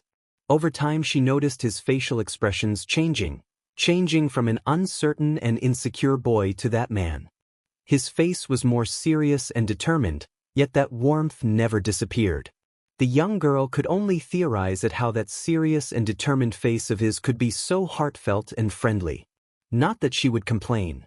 In fact, she thought he became even more handsome. Some could argue saying he was plain, bland, or even unremarkable. They were right technically. If you actually paid attention to him, you could notice the marks of a hardworking and good person. His expressions were always filled to the brim with honest emotions. It was like water in a bucket, but there was too much water in the bucket, and it ended overflowing. The countless bone-breaking moves he used during the sports festival proved his selfless tendencies, and the scars on his hands only confirmed it further. The girl paid attention to his actions, behavior, reactions, emotions, expressions. Conversations were also, inevitably, there too. She already practiced and studied the subjects a bunch at her house, so she was prepared to pay attention to him during classes, the only time she was able to see him. But that time was in danger. Nejire Hato, one of the big three, the most popular girl at school, a third year. Beautiful body, curves, and a bubbly personality. And she is eyeing him. Inside the young girl's heart, a gloomy feeling emerged. Jealousy. Of course, she wouldn't go to great lengths, that being killing or anything like that, in order to get Izuku. She just felt genuinely bad, uncomfortable. The friendly nature of the blue-haired beauty, and especially how close she was getting to Izuku recently, saddened her. All the girl could do was to dread the thought of losing. She wouldn't. At least that's what she planned. With the bell piercing the sleepy students' ears, and the commotion of the leaving students, the observer found an opportunity. The big three had an appointment to attend to, and Izuku was right there, in front of her. She placed her foot in front of the other and walked graciously towards the green netty. The quick taps of her feet against the rigid, solid floor below her feet followed her every step. Reaching her goal, she stopped at the circumferential of the chair, right beside Izuku. He noticed her presence, and with a normal face turned his head towards her. A smile crept onto his face as he turned completely into her direction. "Hello, Midoriya," the girl said with a honey-sweet voice. It filled his ears with a diligent and caring atmosphere, and he liked that. His mother had a similar atmosphere, though less formal and dignified. "Hey, Yaoyorozu." Somewhere along the outskirts of the city, a green-haired young boy worked on the beach. His muscles screamed for help, throbbing in searing pain. Sweat dripped from his damp hair onto the thick and raspy sand. Surrounding him, a couple of broken fridges, destroyed televisions, car tires, microwaves and so forth were located at. The messy plethora of trash covered the once well-known beach. It was once used by couples to have a date at, or for a family to have a vacation. But that was years ago before a company decided to throw a relatively small quantity of trash. Over time, people began to trash there too. Once, bubblegum wraps dominated a small area away from the water. One thing leads to another, and then it became a dump. An illegal dump. And Izuku was there training, as All Might asked. It was the 7th month of work, and he was already feeling some sort of enhancement. His arms were more rigid, and his legs had more strength. The cognitive function of his brain was also improved and could be used in the countless situations in which Izuku, or anybody he knew, could be in jeopardy. A hero's job is no easy task after all. While doing his usual workout, a girl stopped by, tears in her eyes and silently crying. The green netty noticed her in the corner of his eye and instantly turned to her direction. His face was filled with worry, even for someone he didn't know. Halting his progress, the boy ran in her direction and looked at her. She was a cute, raven-haired girl. Her hair wasn't tied and partially covered her face. He could deduce that her age was close to his own, but that didn't matter. Getting close, he slowed down and called her. "Hello, black-haired girl." He called her attention, only to earn a scared look. He couldn't notice her features, but he did notice her emotions. "I'm not here to hurt you, in fact. I am Izuku Midoriya." He introduced himself, holding his hand in front of her. She gazed at his own pair of emerald eyes and evaluated him. After a couple of seconds of looking at him, she hesitatingly shook his hand. "Raven. I can't just say my name and surname on the streets. My family is rich, for crying out loud." "Nice to meet you." "Oh yeah." He remembered, ignoring the lack of presentation. "Do you need any help?" Sorry if it's personal. I was just, trying to help. He lowered his voice at each word, scared. He knew that talking to a stranger like that could be confusing and scary. Before anything else, she evaluated his actions, earning herself a slight, barely enough to be called a blush. Actually, she called his attention. I'm not useful. Izuku could only pee his head in puzzlement. I mean, am I quirk? She explained, hands waving in front of her. The boy genuinely felt bad for that statement. During his entire life, he was always cast out, ignored, bullied. Because he didn't have a quirk. Like the bucket overflowing, out of his eyes escaped sorrow. The girl noticed it, however. Are you? Sorry. Could you show me your quirk? He asked her, avoiding the question. Raven noticed it was a touchy subject and didn't pry any further into it. As an answer to his questions, she shook her head no.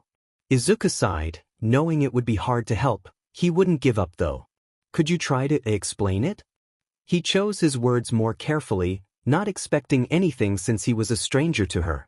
The girl placed her hand under her chin and looked down, trying to search for a good way to tell him what her problem was. But why was she talking normally to a stranger like that?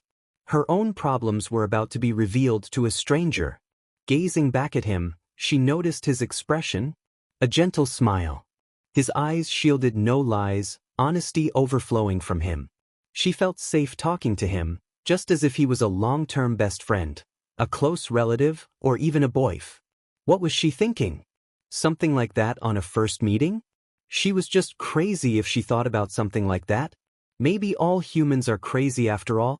Dissipating her thoughts, she looked at him and explained her situation. Her weakness in resolve and lack of trust in herself. Surprisingly, he didn't turn a blind eye to her and said something like, "That is up to you to find." Or, "That isn't something I can help you with." He actually smiled at her and told some experiences to the girl. He gave her advice, tips and things that actually could help. He was a person with lack of resolve and ambition for some time too, so he could help her with that. After the whole conversation, Raven held a solemn smile and bowed to him. "Thank you," was all she said. Nothing more, nothing less. But those words carried a deep meaning of gratitude to the green netty. His mood brightened up, and he got to the beach in order to continue his training. Wait a second, I talked to a girl?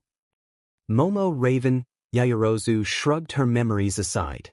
After that, they struck a friendly conversation, hitting topics such as, what is the most powerful quirk in class? Who from the big three was the strongest? Etc. And for a moment, even if brief, Momo felt closer to Izuku. Izuku, almost every day, trained in the morning. He went to the school gym and just did his exercise routine. Even after inheriting one for all, he had to train in order to get in shape and unlock more of the potential of his quirk. The path to becoming a hero or even the symbol of peace wasn't an easy one, and he understood it. That's why he pushed himself more and more every day. In the beginning, he vomited, grunted in pain, had sore muscles for days to follow, and more. But he continued, he never gave up. Even with his mother's occasional worried questions, or with the concern that some felt towards him. But he had to suffer more than anyone else in order to stand where they were, where he wanted to be. Izuku didn't receive his quirk out of luck, nor when he was born, nor by any quirk marriages. He got his quirk by pure, gut-wrenching training and effort. And there he was UA Academy, the #1 school for wannabe heroes, and Japan's most famous institution related to heroes. With a big plethora of professional heroes teaching under the school, and with huge support from the government, UA became the biggest target for those wannabe heroes. But not just that, he was the disciple of the #1 hero, All Might, and even inherited his quirk. He couldn't ask for more and even felt like he didn't deserve anything, much to the dismay of All Might, that had mentioned to Izuku that he got all of that by his own effort. Shrugging his usual contemplation, Izuku focused back on the punching bag. His hands were calloused from his training. He was still getting used to this new regime that incorporated boxing and taekwondo, along with some physical endurance exercises. He was by himself at the gym at 5:00 in the morning. That calm solitude was something he enjoyed and often longed for. After long PRDS dealing with studies, training, and social interactions, he needed that alone time. As an introvert, he was like a battery. After interacting for a long time, he would be discharged. Being alone was like charging the battery, and it made him happy. And with a punching bag, he could focus less on the issues, problems, and worries of his school life. With every punch, the bag was pushed away, but the gravity always pulled it back in its place. Izuku took the challenge of winning against the bag. With sheer strength, he punched the sandbag, sending it back again and again. Jab, cross, hook, uppercut. With that simple combination of basic moves, he gradually got used to the boxing style and instinctively began to incorporate it into his hero training. He repeated the moves more and more, his steps began to get faster and a smile plastered across his face. His eyes held no hesitation, only the strive and determination he always had to become a hero. The bag was gradually pushed back more and more, and Izuku's moves only got faster and faster, but even then he was only a beginner and they were sloppy. He had no defenses up, he only attacked. However, he didn't care about that at that moment. It was only him and the bag in a rhythmic dance, back and forth, back and forth. The intense waltz of training only got more intense, and the sweat was violently and irregularly trickling down on the floor. He took one step further. The bag began to touch the ceiling that it was connected to, making loud thump noises. His stance was broken completely as he entered his madman state. He punched harder and harder until thump. The bag fell, letting its contents fall on the floor, and Izuku felt the joy of winning, but not for long. I should have paid more attention to my stance. He thought out loud amidst his gasps for air. He got carried away and forgot about his training, defeating the purpose of his whole clash with the bag. Without much air on his lungs, he crouched and placed his hands on his knees, gasping for air. After recovering his oxygen, he lifted himself back up and looked at the mess he made. At that moment he cringed, and felt really worried that he would be punished by destroying school property. Well, he had to clean it up, at least. But before doing anything he noticed how sweaty he was. His shirt was glued onto his back like a leech, and his hair was even messier. Izuku looked around and confirmed that no one was there with him. After that, he grabbed the hem of his shirt with his both hands and pulled it off. He was now shirtless. Izuku wasn't a fan of being shirtless, so much so that he actually covered himself up while changing the boys' changing room. He had never felt comfortable being half naked in front of anyone, courtesy of his mother's constant worries when he hit PBR2I. He placed the shirt on his backpack and stretched. Instead of the skinny nerd that anyone would expect, Izuku had a really toned body. However, it wasn't on purpose or anything like that. His training had paid off, not only in skills, but his body also changed. All Might's schedule had transformed the wimpy nerd that Izuku was into a strong, toned man. After his stretch, Izuku picked a broom and began to clean the mess he'd made. A really low voice could be heard outside the gym. Nejire stood there, looking at the shirtless Izuku. Her face was drowned in red, and her ears burned like embers. She could only look at the boy's body. He always gave a nerdy and shy kind of vibe, so the speculation of a bulky Izuku had never even crossed her mind. She was fuzzy and couldn't think properly, all she could do was to look. He seemed so strong right then. Even though she noticed his selfless behavior, his shy demeanor, and his introverted nature, she knew he had some kind of physical strength, but not to that length. Izuku cleaned the floor with care, not wanting to leave a mess. Most people would leave it to the janitor, or just call some kind of authority, but Izuku took initiative and action. That was, however, something that Izuku developed while studying at UA. His fight with Todoroki only enforced that. Nejire admired his actions and kept looking. She clutched her chest tightly, her heart tapped against her chest like an orchestrated band. At that moment, it wasn't Izuku's body, feats, or his actions that hooked her.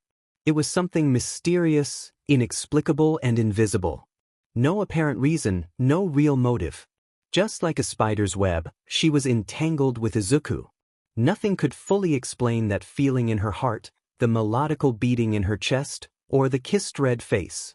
Someone could say what it was, but not justify it. She continued to look at him, and her eyes were focused on one point, one sole place that outshined all the others: his eyes. They were beautiful, pristine emerald ones. The pair was glimmered in tenderness and care. Kind of roundish, they were the definition of gentle. His body may have called her attention, but it was only the trigger of things that were already being built up. Since the sports festival, she couldn't take her eyes off of him. His battle with the bicolored hair, Todoroki, worried her to the core. That first encounter with him was engraved inside her heart. So on and so forth. He may have been a freshman, someone less popular, plain-looking, full of scars, too self-conscious, and be filled with flaws. But even then, with all of those things that could build a wall between them, he was Izuku. That's all she needed. Those things were getting clearer to her. She wasn't dumb, slow, nor dense. But she was certainly curious. Of course, she was curious at his quirk, but something new perked up on her. Something she had never experienced before. She was curious about the smallest things, things that she would never even have paid attention before. What is his favorite color? What is his favorite food? What is he like? Is he a fan of a certain show? And the questions couldn't stop coming through. No one had ever perked so much interest, so much curiosity in her before. She may not have held many conversations with him or known him for much time. She may not have had any kind of backstory with him or anything like that, but she couldn't help it. Nejire continued glancing at him and placed her other hand on top of her heart. In that instant, time stopped. It may have happened only for her, but it still happened. In that specific time and place, she was linked, completely infatuated. He wasn't a prince, he wasn't someone rich or someone she knew for much time. But I love him. She confirmed it with herself. Finally looking away, she closed her eyes and smiled tenderly. With a stupid reason for seeing his body, the trigger was finally pulled. There wasn't any justification for loving him, but she still did. Her curiosity only grew from that point on. The students were spread across the room, occasionally talking with each other and interacting.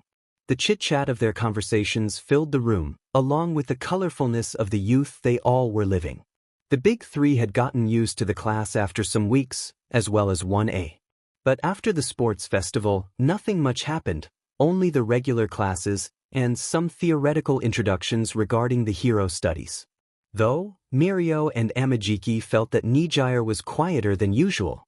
Her gaze seemed unnaturally bland and unfocused, just as if she was thinking about something else, maybe a plan for something? After a certain day, when she decided that she would train at the school's gym, Nejire just shut herself off of everyone else and worked on autopilot. The two other members of the big three just became confused and shrugged it aside. Though, when is she coming back to herself? Mirio whispered to Tamaki.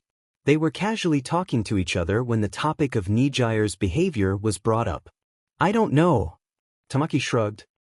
Look, I know that there are some times that her curiosity breaks through the roof, though I've never seen the opposite happen. Me neither. The black-haired senior was less talkative. Over the years since he met Mirio and Nejire, he felt that he could talk openly to them, express his thoughts, and surprisingly tease Nejire whenever there was an opening. Gradually, she became the sister he never had to him, and as such, he instinctively began to do that. But that could only happen to them since he was socially awkward to anyone apart from his two friends. Mirio was like the righteous brother that guided his siblings to safety and success. Nejire and Amajiki followed and believed in him with all they had. He was the lighthouse, and they were the boats in the darkness that is the world. Shrugging his reminiscence aside, he continued to think about Nejire's behavior. Oh, how strange it was that she, of all people, would be that thoughtful in a normal situation. Usually, she would just behave until something interesting happened, and then incessantly question everything until her curiosity would be satiated. Since she saw Izuku for the first time, the lack of using his quirk called her attention, and then something kept attracting her, over and over again, or at least, that's what he thought up until then. Breaking his thought process, the door opened. As if the president had shown up, the class went silent and everyone was on their own and respective seats, correctly arranged and behaved. Class, I have an announcement, Aizawa, the scruffy man, said. He was a good teacher and cared for his students, but he was really draconian. Usually his methods of teaching were strict, albeit working. the class became a zoo mess. Just like every time he announced something new to the class, he expected that, but that didn't mean that he would let that be. Shut up, the class went ghost quiet. After we gave you enough time to rest from the sports festival, we thought that we would spice things up a notch. And then, the previous zoo mess became something otherworldly. Even Ito was having a hard time keeping himself composed. Aizawa, expecting that as well, activated his quirk and kicked the floor in order to shut them all up. After seating down, the entire class fidgeted in their seats, eagerly waiting for the details. Anyways, we're having a battle royale. Since villain groups could clash mid-hero duty, and the battleground of such battles would become a mess, villain versus hero, we decided on doing that. Before the class became a worse mess, he continued. With this exercise, you will train your teaming up capabilities in large scales. Also, the big three will participate normally, as to simulate stronger enemies, and to not waste their stay in our class. After finishing the explanation, he immediately glared at the class. They cleverly understood, except for Mineta, who received a graceful tongue slap from Tiu. You will be placed under teams of 2 people, as personally selected by the principal. He scratched his short beard.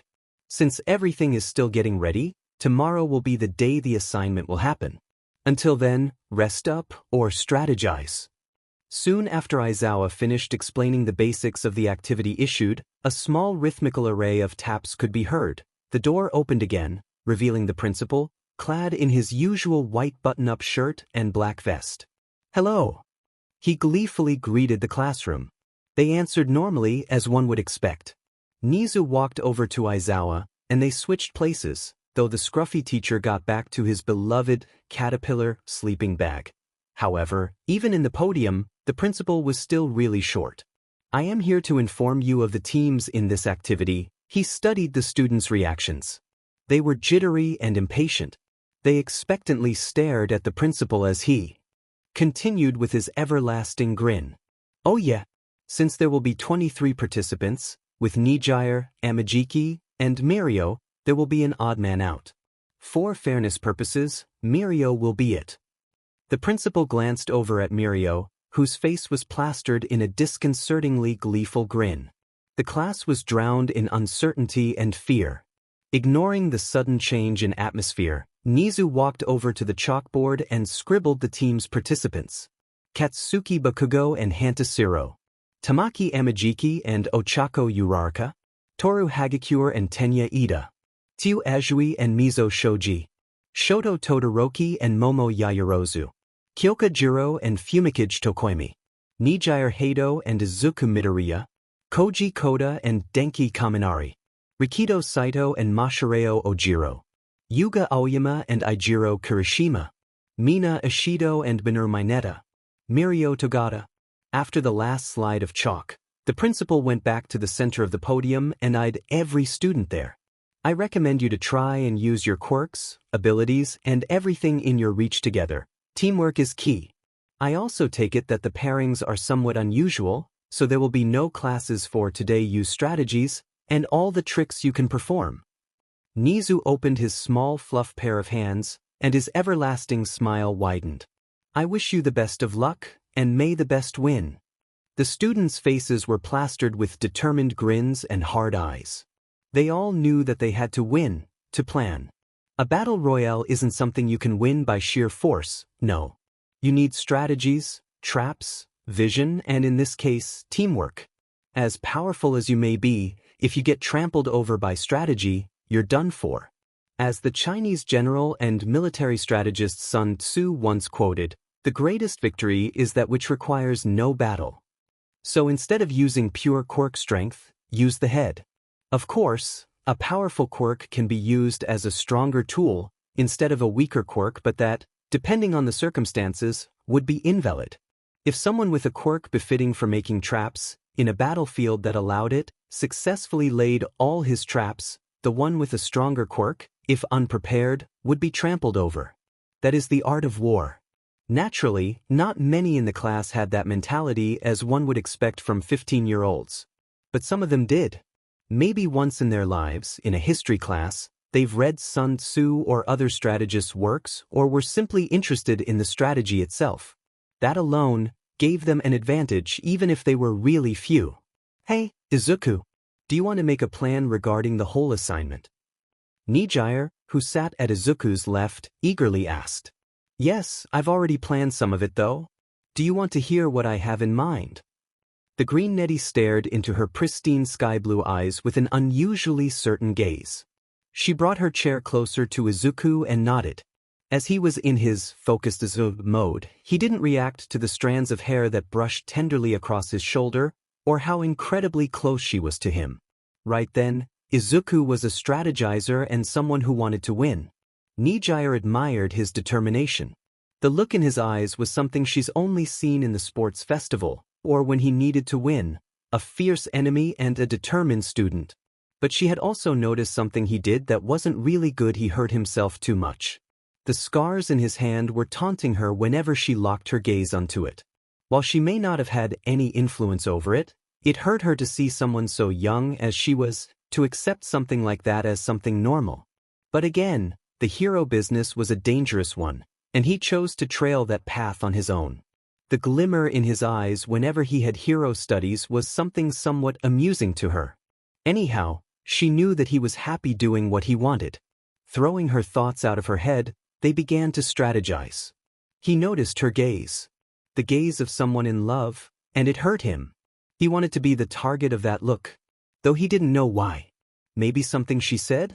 Something she did? How did she look? That he didn't know, but he did want to. His interactions with her were limited, to say the least. He had no reason to talk to her, even if he wanted to. But the way she looked at him, how she wanted to be closer to him, that incited something he'd never felt before. His chest clutched his heart desperately, and it burned. From the inside out, like all his blood cells were replaced by magma, it hurt. Though those things only flurried his mind recently, he didn't know he couldn't know. He had no experience with it. But maybe, just maybe, in this assignment, he could try to ease that emberly feeling in his chest, one way or another. It was the time. The strategies that the students built, the training they had to keep up, everything would be used in the Royale. The students were, for the most part, prepared for it. They had used their time to think on what to do since they couldn't go empty-handed against a lot of other people. Being in a duo gave them help, and provided them with the opportunity to make combinations with their respective quirks. Izuku thought about what the possible combinations that the others would do were. Of course, he may have had 1,000 ideas, but anything could happen midst the assignment. He clenched his hand, looking around at the field, ground gamma, a pseudo-maze formed by countless factories, industrial tubes, and irregularly, though conveniently, placed platforms. A place suitable for a battle royale, indeed. He also gazed at the other students, whom all waited for the signal to come off, which would indicate the start of the activity. Nejire stood there, focused. She also helped Izuku to make their own plans. Furthermore, she was somewhat baffled at Izuku's main suggestion, the plan they were going to execute. It was just a simple concept that made them more resilient and gave them more options. But still, she was still surprised. Taking everyone by surprise, the bell chimed, and just like in the entrance exam, there was no countdown. Birds flocked away at the sudden outburst of the loud students, who, with haste, tried to execute their respective plans. Nejire gazed into Izuku's eyes and nodded, resolute. They were going to win this. The boy, understanding the signal, readied himself on the ground like a track runner, looking only in front of him. Nejire placed her hands on the ground and it began to tremble, shaking the buildings nearest to them. Not long after, the ground below Izuku imploded, sending the boy high to the sky. Behind him came Nejire, adjusting their trajectory midair. Of course, they didn't have any kind of pre-insight on what the arena would be, but they had an idea of what to do. The scenario would be advantageous to them, mainly to Izuku, who couldn't control one for all properly. The ground was far below them, zooming past like a blur. For a moment, they admired that oh-so-different scenario. But there was no time for that. Izuku sighted a rather tall building, noticing that it would likely benefit them. Nejire, to the right there is a good place to land, He pointed at the place and began to look around for any signs of anyone. After analyzing the place, they landed safely, making a soft thud on the metallic surface. If we stay put, even if they don't find us, this training would be useless. We can't go rushing, Nejire commented, crouching on top of the roof and looming over the arena. It was neither big nor small. I agree. Izuku placed a hand under his chin, also crouching beside her. We should stealthily advance through the place and take out a group at a time, he coldly added. She took a quick glance at him over her shoulder. You're quite cunning, huh? She looked back at the ground below them. Oh, he quickly stammered. I just like strategy books. Sun Tzu's works are really good. His cheeks rossined a bit. That's nice. She smiled and began to pay attention to her surroundings. Mina was sort of disheartened when they announced her partner, Mineta, the pervert of the whole classroom. All of his actions were somehow tied to something, anything perverted. And she knew those things, everyone knew. Although, for that moment, both of them had to cooperate. He entered UDA for his own reasons, and no matter how shameless they were, who wouldn't want to be regarded as cool? It didn't change the fact that he actually made his way into that privileged school. He had to shape up if he wanted to win, though. And that's what the both of them were doing before the assignment. Mineta was harshly advised to focus by Mina. That aside, both had peculiar quirks. She had a really strong acid which could be shot at anything. He had a simple, seemingly useless quirk. His hair was made out of sticky, purple ball. At first, they seemed like a really unlikable duo quirk-wise, but Mineta, throw some here. On it. They were both with the advantage. The arena was perfect for both of their own quirks. Mineta could build well-placed traps, and Mina could trigger them by destroying the terrain. Individually, they were below the average competitor, even though Mina had an abnormally huge sports affinity. But if they combined both of their own quirks and allowed themselves to focus, they were on par with the other competitors. Ho! A rather cunning voice appeared out of nowhere. Interesting. Using your quirks and making traps, huh? Suddenly, Mineta felt no ground holding his feet. The sky was below him, and the ground above. Out of the corner of his eyes, he could faintly make out the figure that held him by his feet. Dread rushed in the great boy's soul. His heartbeat hammered his thorax unrhythmically, desperately. Mina couldn't do anything, it was the work of an instinct. Mineta hesitated. The glint in his eyes was merciless.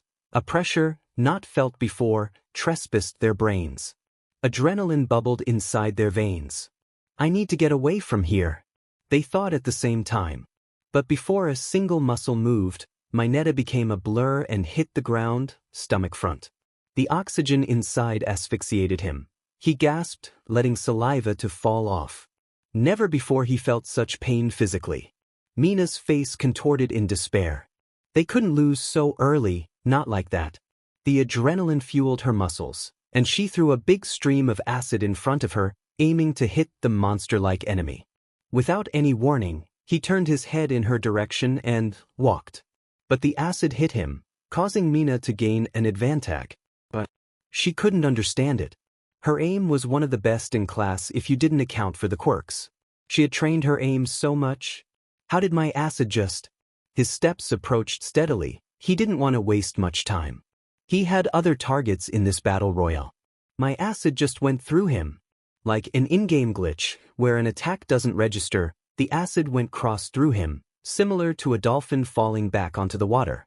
Before she could arrange another stream, he went through the ground. Only his head was visible, just like a shark. Hastily, he grabbed Mina's feet and emerged from the hard ground, lifting her above his head. Losing her own balance, she couldn't do anything against him. He spun like a pro wrestler and threw her onto the closest wall, making her saliva to be spat out. Without air, she tumbled right onto the ground unconscious. Mineta could barely stand up. The wall in front of him was too big. A very well-known obstacle known as Mirio. His voice was hoarse and dry, and he desperately hung on to consciousness. Considered to be the strongest of the big three, his skills were no laughing matter. He was untouched, unscathed by the duo, supposedly in an advantageous situation. Yo! He happily greeted him. When you use your quirk, think of more creative ways of applying it in traps. Luckily, I have experience with things like these. Mineta noted that inside of his brain, albeit having a really perverted personality at the minimum, he wanted to become a better hero. He segged up his ego and accepted the advice. Without any chance of recovery, Mineta lost consciousness, body limp on the ground. Mirio happily went through the nearest building, searching for his next target. He couldn't be stopped. He was in his battle mode. The battle royale was fierce. Between traps and fights, the students were giving their all. No one was doing a half-butted attempt. Everyone wanted to win the fight. Izuku and Nejire were no exception. They kept slashing and dashing, taking one group at a time. They didn't have it easy, of course, but they had the upper hand. She was a third year after all, and one of the big three. After running away from one of the fight scenes, Nejire and Izuku reached one of the high points of the arena, looking for any possible attack from behind, front, or even below. I wonder how many are left. Izuku panted with a waterfall of sweat pasting his shirt on his body uncomfortably. Not many, I guess, Nejire answered, less tired than him. They had fought with Koji and Denki's group, managing to win. To dodge Kaminari's attacks really often, therefore draining their energy a lot. They decided to rest a bit since that place didn't seem vulnerable at all. However, they couldn't avoid being careless since everyone in that class was, in fact, a potential threat. Izuku, Nejire called in a low tone as to not call much attention. He kept his eyes set below them and ears attentive to any possible dangerous noise. Do you want to become a hero? I'm really curious. He was a bit confused since that came out of nowhere. I just saw you really giving your all without any shred of hesitation. That intrigued me. Well, he stammered. I really admired heroes when I was younger. As much as I do now, of course. He fiddled his hands together. I really want to become a hero, save those in need. He paused, still guarding the place. Can you help the things your heart longed for? Is what Shinso told me after the sports festival. That's. She halted for a second, only to jump at Izuku and grab him. Her arms clutched around him, surprising the young boy, and in the bat of an eye, they were flying high up in the air. The place they were previously at was completely destroyed by Nejire's shockwaves. Izuku didn't need to think that hard to understand that they were attacked by someone, and so he readjusted his position to be able to see who was the attacker. A huge mountain of ice emerged from the building's barrens, rapidly forming a path in their direction. Two figures glided across the forming bridge. Izuku didn't need to see the face of the one who had created that path. Todoroki! Izuku informed the focused Nejire. And Yaoyorozu as well. She answered, remembering the groups that were formed the day before the battle royale. It goes without saying that it would be a hard confront. They were already tired from fights with other groups, and they even got interrupted while resting. They were in a really deep pinch. Todoroki began to strafe ice shards at them. He was a machine gun. They had no time to think as he began to hit both of them. Gah! One shard ripped the air and darted towards Izuku, hitting his hand. He lost his balance and composure and began to fall down. Izuku fell on one of the virtually infinite numbers of pipes crossing the field, falling repeatedly until he slammed the ground. He managed to fall down without any fatal injuries, fortunately. Although, that didn't remove the fact that he was in deep, rough pain. He began to desperately breathe, unrhythmically trying to clutch onto conscience. Izuku stole a glance at his harmed hand. It was frozen with a heavy layer of ice covering it. It was blue and numb, not ready to engage in a fight. There was nothing he could do but to stand up and hide. He had to find Nejire and continue with their plan of getting one group after another. He ran and ran, trying to hide in the shadows along the way. I have to run. I need to find Nejire. I'm afraid I'll find other groups. Those thoughts rammed his head repeatedly like the clock's chime. His mind was a messy whirlpool of worries and fears, but he had to walk forward. One step at a time he reached a closed area with a bigger density of pipes. He had been following the direction in which he felt shockwaves coming from. There was no other person with a quirk similar to hers in the assignment. The closer to it was Jiru with her sound waves, but Izuku had a hunch it was Nejire. Gakian. Ice began to hit the buildings atop Izuku. They weren't aimed exactly at him, but they were still too close for comfort. He distanced himself a bit from the ice that rained down from above and analyzed the situation. Nejire had fallen down on the ground along with Todoroki and Yaoyorozu that began to attack her together. They weren't really synchronized together since they had never been in a duo with each other, but somehow they managed to pull off some combos. Todoroki was in the front line while Yaoyorozu built long-ranged weapons to use against Nejire, who wasn't having it easy. She could be a third year and one of the big three, but with her tiredness, being cornered and the terrain, she began to falter. Izuku noticed that and steeled himself. He flicked his finger, pointing at the ground below his feet. His body was cannonballed forward, crossing the air at the speed of a car. He shifted his position in the air and closed in on the nearest person to him. His hands clutched onto the clothing of the person he couldn't even make out in the midst of that action. Nejire, take care of the other one, G. Izuku yelled while dragging the person he caught across several meters, eventually entering and clashing inside a closed building. The ground and the building rumbled with the sudden impact from Izuku's flight. He had hit the inner wall body first with whoever he had caught. For a moment he was dazed, strengthless. He had to force himself to stand up and fight the person he had caught. He heard a voice emerging from the darkness of that building's inside. It was cold and hard, calm yet attentive. Yet Izuku noticed the red flag he had stepped on. For moments, silence reigned. His guard was up and his pose was ready to attack. He hadn't mastered one for all enough to not hurt himself, so he had to find a way to fight in the dark and against one of his most powerful opponents. Todoroki! Izuku was burned out. His breath was ragged, irregular. The heavy sweat dampened him as he fiercely prepared for what was about to come. He could faintly see Todoroki's silhouette in that building's darkness. They were in a closed space with almost pitch-black shadows, albeit the cobweb of cracks they made while crashing in the inner wall of the building. It had been felt seconds. Izuku kept in guard for any sudden movement from Todoroki, who silently stood up in the darkness, but he didn't have much time to analyze the situation.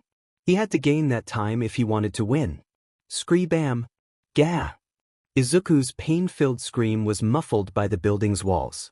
He had taken a step back and flicked Todoroki before he could do anything. There was no time for pointless waiting, so acting instantly was the best option. Izuku was in no position to do otherwise. His flick made a pseudo-spear of air that flung in Todoroki's direction in a missile's speed. However, he was quick enough to move himself with ice and dodge the incoming burst of air by a haywire. The burst of air finally crossed the wall behind him, creating a hole wide enough to somewhat illuminate the place. Todoroki almost hit the wall to his side but was able to cushion his impact with an arch of ice. He followed the small path of ice with his momentum, finally reaching the ground with an audible slam, falling onto the cold cement, but quickly regaining his composure. He glared at Izuku, who prepared his next attack. Why isn't Todoroki attacking? Izuku's mind questioned that over and over again with a huge sense of anxiety.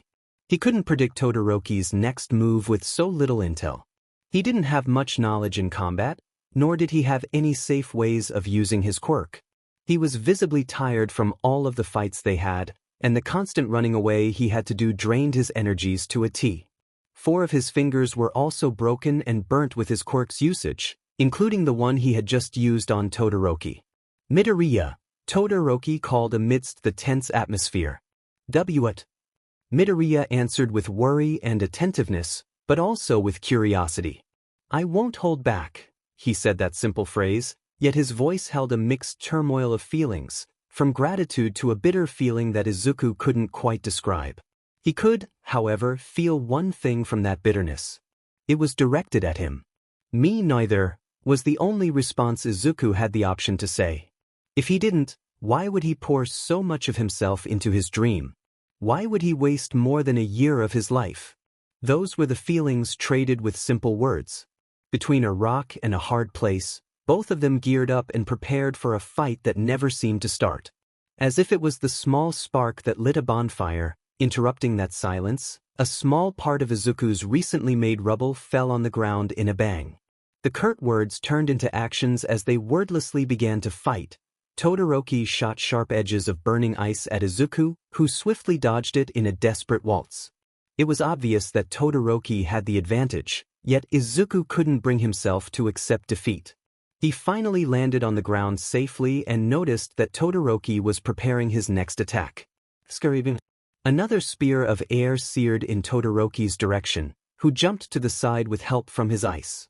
Izuku used the momentum that Todoroki had and GWH. With those 2 consecutive shots, Izuku was able to land one hit on Todoroki, who was launched like a javelin towards the hole that lightened the room, eventually falling outside of the building onto the ground. He rolled 2 to 3 times before finally stopping. Izuku, on the contrary, had used up 6 fingers. He couldn't use one hand properly. He bit his lips, holding in that gut-wrenching cry of pain. He stepped out of the building in order to continue fighting. Todoroki, due to his intensive training during his sorrowful childhood and the constant beatings he received from his father, recomposed quickly and faced Izuku. Their resolute eyes glistened before the action began again. This time, however, Todoroki's left side emerged in a current of flames, lightening the countless tubes and pipes that surrounded them in a magma-red color. Fire danced back and forth, provoking Izuku in their aggressive nature. The crackling of flames and the stomach-wrenching smell of sulfur reminded Izuku of their fight during the sports festival. He was defeated, even if he managed to rescue Todoroki. He couldn't let Todoroki win again. He wouldn't do so, no matter how many fingers, bones, and muscles he had to break. It didn't matter to him that the assignment had no apparent reward apart from grades. He had to prove himself to his peers, to his teachers, to his mother, to All Might, and to the big 3 that watched over his class. Izuku didn't need to say anything. One for all coursed through his legs in an electric current, zapping the air with a non-stop crepitation. He didn't have the power to use his quirk through all of his body, so he had no other option than that. He had no strength left to do anything else, for that matter. His body was almost at its limit. This would be his final struggle to win. Todoroki, on the other hand, burned and froze at the same time. Flames swirled around him in a crisscross of hard edges, and the melting cold vapor of ice was expelled by his body. Ice emerged from his feet as the left side of his clothing began to disintegrate. Both of them screamed. Their bodies were yelling in pain, searching for any way to stop, yet they couldn't do anything against the 2 unbreakable wills that commanded them. In a final clash of motives and feelings, Izuku leaped and ripped the oxygen around him while approaching Todoroki by the nanosecond. His legs were completely burnt, broken, and useless. They cracked and wobbled with the high speed of the air that constantly slapped Izuku's body. Todoroki, instead of following what he did during the sports festival, created the thickest wall of ice he could, and with a controlled temperature of the fire he melted that ice, creating an opaque smokescreen of vapor. Izuku wasn't expecting that. His body rammed against the ice, smashing it and breaking his body. The only strength he had was completely gone, and all that was left was his momentum. Guia! Before he hit the ground, however, with the last remnants of strength that he mustered from the adrenaline and endorphins that flowed through his body, flicked his broken finger towards Todoroki in the last protest. Izuku finally hit the ground and rolled countless times before crashing onto a wall stomach first. His smash, however, was too fast and unpredictable for Todoroki to dodge. It slammed one of his legs, spinning Todoroki face first onto the ground. But Todoroki was able to protect his fall by covering his face with his arms. He was able to lose only one of his legs. He still had conscience and condition to think, yet fighting was something he wasn't so sure of.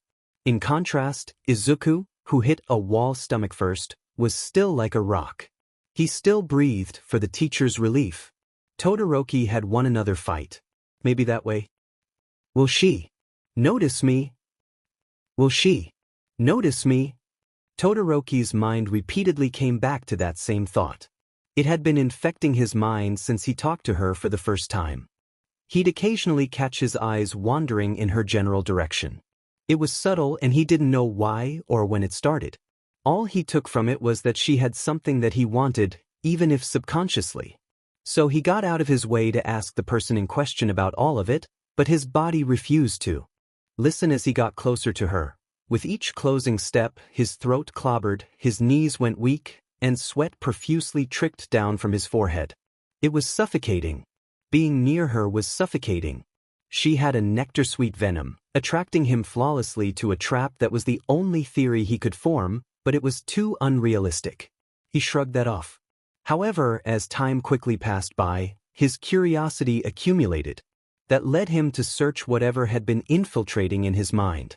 After a relatively short search, he found his objective, yet he couldn't really believe it. The information he found said otherwise. That word's weight and practical meaning were strange and unknown to him. Endeavor wasn't a good example of a father, leaving Todoroki with not even crusts of love. His father felt nothing but anger when looking at Todoroki. Anger at All Might and his power.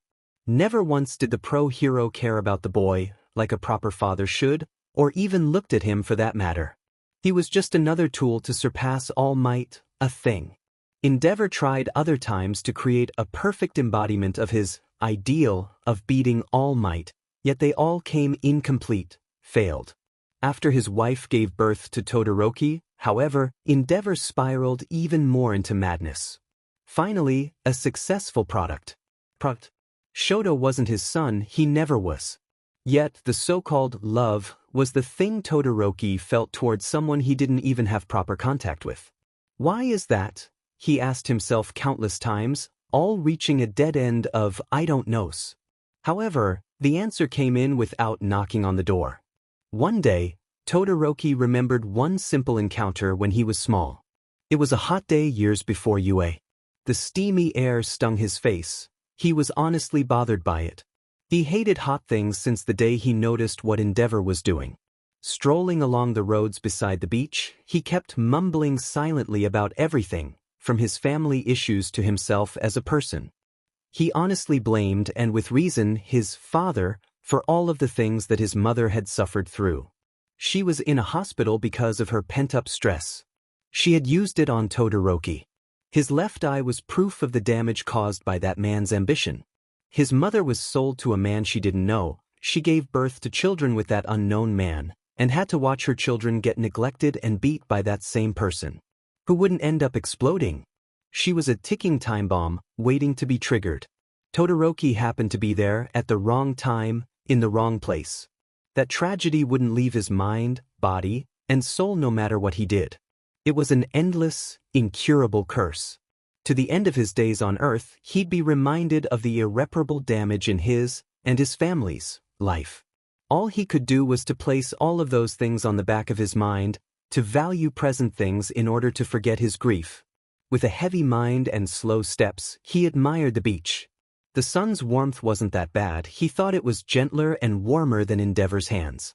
They may be covered with flames, but no amount of heroism and fire can warm up the stone-cold heart of a person. Why is this all happening? Why is my mom crying at night? Why is that man my father? But am I here? Plop.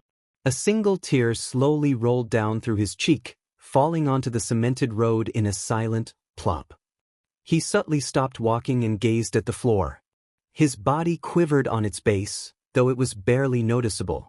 Todoroki wasn't someone to express emotions well, so his body language wasn't as strong as other people's. His eyes were enveloped by his nose-sized hair, hiding away any contact with the outside world. Todoroki was isolated. His heart incarcerated inside a jail of dark emotions, of sadness. "It's cold," he muttered through clenched teeth and trembling hands. The sun was ice, and the sunflowers blue, he thought. The sky was gray, yet dark in that cold hot day. Silence reigned. There were no cars going around to buzz uncontrollably in his mind. It was just him and the empty void of sadness. An infinity of darkness surrounded him. There was no light at the end of the tunnel, only anguish.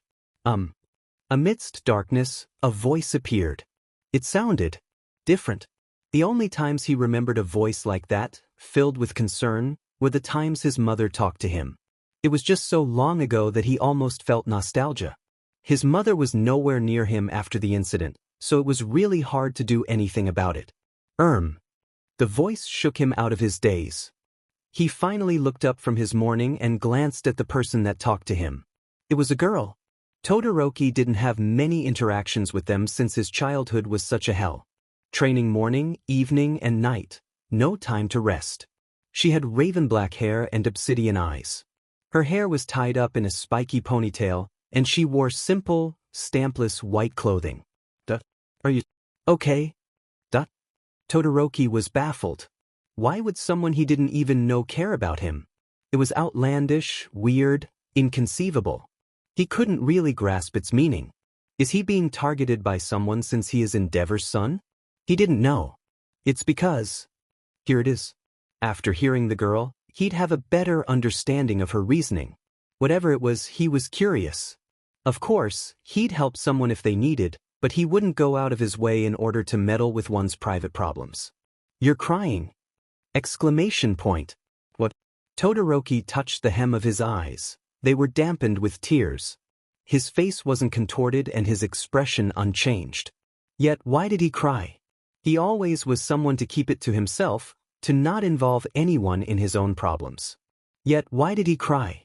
Why does she care? But his mind couldn't stop thinking about the same, constant question. Why? Why do you care? It was curt, rude, emotionless answer, yet it continued to linger on his mind. It was behind his every thought. He couldn't bear it. He had to take it off of him. Pity. Despite all that, she still had that worried face. It wouldn't stick off of her. Was she pitying him? Pity? Is that it? There was no other explanation for it. The only person that truly worried about him was his mother, and she wasn't even with him. Todoroki didn't stick to consideration.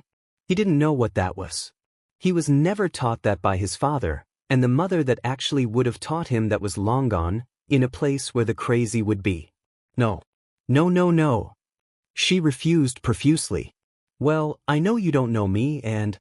I don't know you, but… She recollected her thoughts. Someone I didn't know as well told me that I should move forward, try to do something about the situation I was in. Because of a silly advice, I was able to fix myself. She sighed and gazed directly into his eyes. You may not listen to me, a stranger, but you can always take a step forward, even if times are rough. The smell of salt and water tickled his nostrils at that moment. For some reason, each word that she sputtered made the ice sun melt a tad more, and the sunflowers turn yellow at each sentence and PRD. I don't know if it's some sort of payment for what he told me, or if it is simply my desire, but here I am, helping you, someone I don't even know. Todoroki gazed at her with tears rolling down his cheeks, falling on the sand below his feet. A stranger. A complete stranger. Yet she stood there, looking directly into his eyes, not ignoring his feelings. It wasn't important the fact that he didn't know her. He appreciated it. But there are things that cannot be changed only through words. Who knew the same boy that influenced that raven-haired girl would influence him? Though, her words never left his mind. They had also helped him through times where he would rather not be alive, times when all he wanted to do was to leave his home. Just take another step forward. What is your name? He craved an answer. He had to know who was the girl that wasted time to help him. It wasn't something he could shrug aside.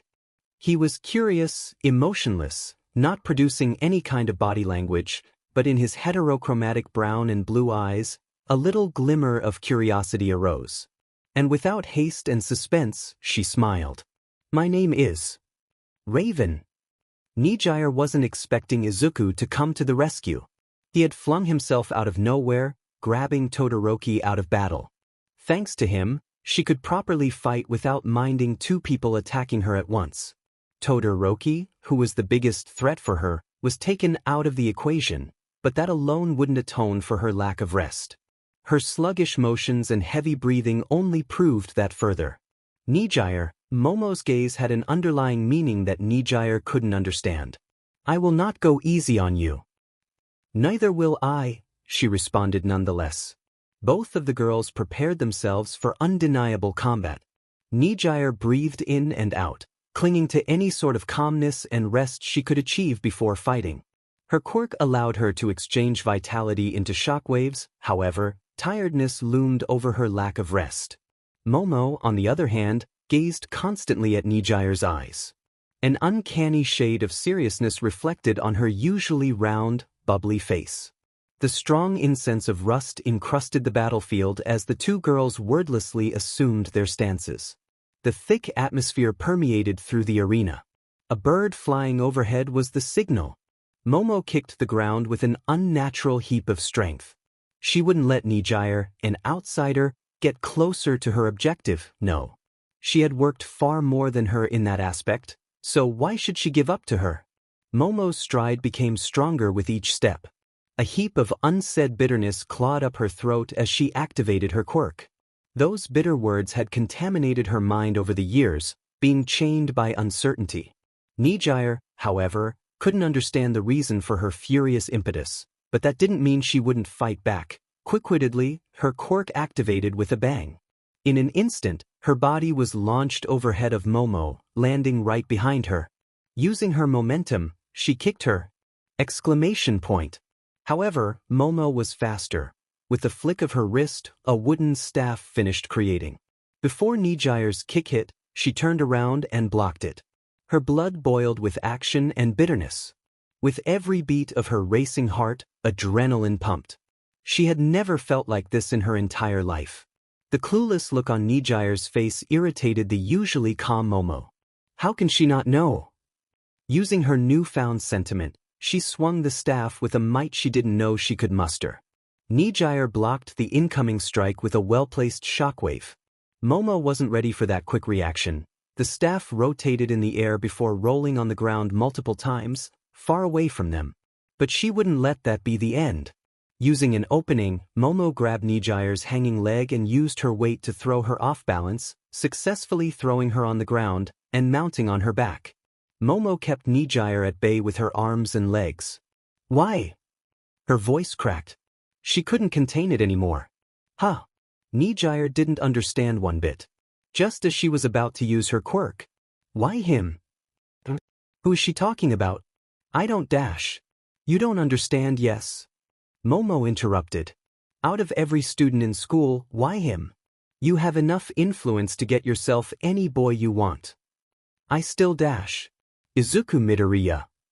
Momo said sourly, face hidden in between hair and shadows. Exclamation point. She understood it, finally. Why Momo was so aggressive, why she constantly felt stares constantly piercing her during classes. It all made sense. Momo was jealous. Of course, she would be aggressive. No matter who it is, be it the most saint of people or else, everyone is subject to jealousy, even more so when it comes to love. Nejire herself was just able to come to terms that she had some sort of feelings for Midoriya, even calling it love in the heat of the moment. Yet that same pleasant feeling drove such bitter glares, such sour words. What is love anyway? Nejire thought to herself. She didn't feel time passing, it was only her and her own thoughts. Love, a strong feeling of affection for somebody that you are sexually attracted to, was the textbook definition she read countless times. But no matter how much she tried to, she couldn't understand it. That created a lifelong heap of curiosity that kept snowballing year after year. However, her knowing Midoriya, that plain, indecisive, and sometimes weak person, did something to her that she couldn't imagine, answered her lifelong curiosity. It was a warm, sometimes painful feeling. It permeated her body countless times when near him, even if there was no apparent reason. Constantly, her attention was lost in class. Her gaze always landed at the same, green-haired place, not leaving for entire minutes. Yet he never seemed to notice those things, just as if his surprising intellect was only effective on quirks, superheroes, and battles. Her usual curiosity skyrocketed when near him. Things she would normally ignore, since there was just so many more interesting things if about him, were high priority. Why would I ask him what's his favorite food? The thought appeared in her head, over and over again while contemplating asking it. Momo, however, also liked that same boy. The confusion and lack of knowledge brought her to that point where her jealousy couldn't be contained. Nejire would say she's never felt jealousy herself, but that scene in the nursery came back to her. She had unconsciously protected him from Uraraka. Back then, it didn't make the slightest bit of sense, but after a second thought, it was jealousy. The small pieces of information and memories connected with each other, and a giant rush of realization ran through her mind. She understood her. After all, she was the same. Yaoyorozu. What? Momo kept pressing her against the floor. I'm the same as you. The ground began to rumble as Nejire fought against Momo's grip. Exclamation point. And I will not hand him over. Bang. Momo was thrown across the battlefield, rolling repeatedly on the ground. Before hitting any structure, she stopped. Dazed, her legs could barely let her stand up. Her vision was blurry, and her surroundings spun. A warm, thick liquid oozed off of her. Nejire's breath was ragged. She overexerted herself due to her emotional burst. Falling on her knees, she did everything she could to stay awake. No energy left. Nejire had used up everything she had, not only on this fight with Yaoyorozu, but also with flying, fighting others, and cooperating with Izuku. That final blast was just the cherry on top. Surely, if both of them fought under normal conditions, and if they had their emotions in check, it would be a one-sided fight. Nejire would win without breaking a sweat, but those conditions weren't normal. It wasn't a battle of skill. It was a battle of feelings. But it wasn't over. The true war had just begun. Izuku, you poor soul. You don't know what's coming. Urare's building was bathed in a warm tone of yellow. The sun above coated every living creature near the gigantic campus. From marching ants to the small animals in the nearby forest, a friendly atmosphere permeated the school. Trailing along the entrance of the prestigious school, following through the neatly pavimented roads that led the students to their daily routine, an oh-so-familiar blue hair bobbed along a soft humming. The soft voice cheerfully kept playing its melody while walking through the gray, yet lively corridors. Huge doors occasionally passed through her vision as she strode towards a set of stairs. She held a white box, covered by a flower-patterned fabric. It swayed along with her particularly springy steps. Sporadically skipping the stairs, she happily followed along the path to the end of the flight of stairs. Can't wait. She excitedly lifted the small container in her hands. What will he think about this, H? She kept striding until she reached a huge white door. For a split second, she hesitated. However, the door slid without protest. Her humming stopped as she entered the white room. A few beds surrounded by curtains filled her vision. Countless bottles of medicine stood atop a white table in the corner of the room, an empty gray chair adjacent to it. Turning her head, she saw a couple of closed curtains, signaling the occupancy of the beds. Not surprisingly, the huge majority of the beds were occupied. A lot of people were knocked out, huh? Mirio's overdone it again. She whispered to herself while walking toward the first closed set of curtains. Those curtains were thick enough to conceal whoever was inside, not allowing even a faint figure of anything. The only image she could see from the outer side was the pristine white of the fabric. She took a peek from almost all of the curtains, finally reaching a certain bed in the corner of the room. Softly clutching onto the curtains, she took a slight peek, only to see a boy peacefully sleeping. Gauzes on his cheeks, and hands wrapped in bandages, he squirmed. The PD uniform he wore was full of scratches and rips. Through a window outside, a sudden ray of light swept across the room, enveloping the boy's small face. Without much more to wait, she stepped in quietly, carefully sitting in a chair beside the bed. Her eyes were drawn to the boy's appearance. His usually gentle face full of scratches was the first thing that caught her eye. Silently watching, she placed the small box on a table near her. Her hands were drawn to his gauzed face, trailing along his cheeks, to the jawline, finally reaching his soft, though blood-stained mouth. Yet she didn't dare to approach, only to watch his soft breaths. Her hands trailed back to his hair. Feeling that unexpected softness on the tip of her fingers, she began ruffling it with careful tenderness. Without paying attention to her surroundings, she continued pampering the unconscious boy. Her eyes danced across his body, satiating her curiosity to her heart's content.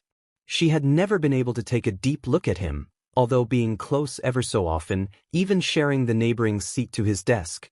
However, that happiness was short-lived. The boy's eyes opened softly, not registering the room that surrounded him. Taking her hands off of him, she observed the boy sitting up somewhat dizzily. Where? His low voice permeated the quiet room while he stretched. Shoo! An almost inaudible whisper reached his ears, capturing his attention. Nejire? He susurrated, wide-eyed. Here to see how you're doing after, the assignment. She started fiddling her fingers together. Oh, He scratched the back of his head. Thank you. No, she shook her head.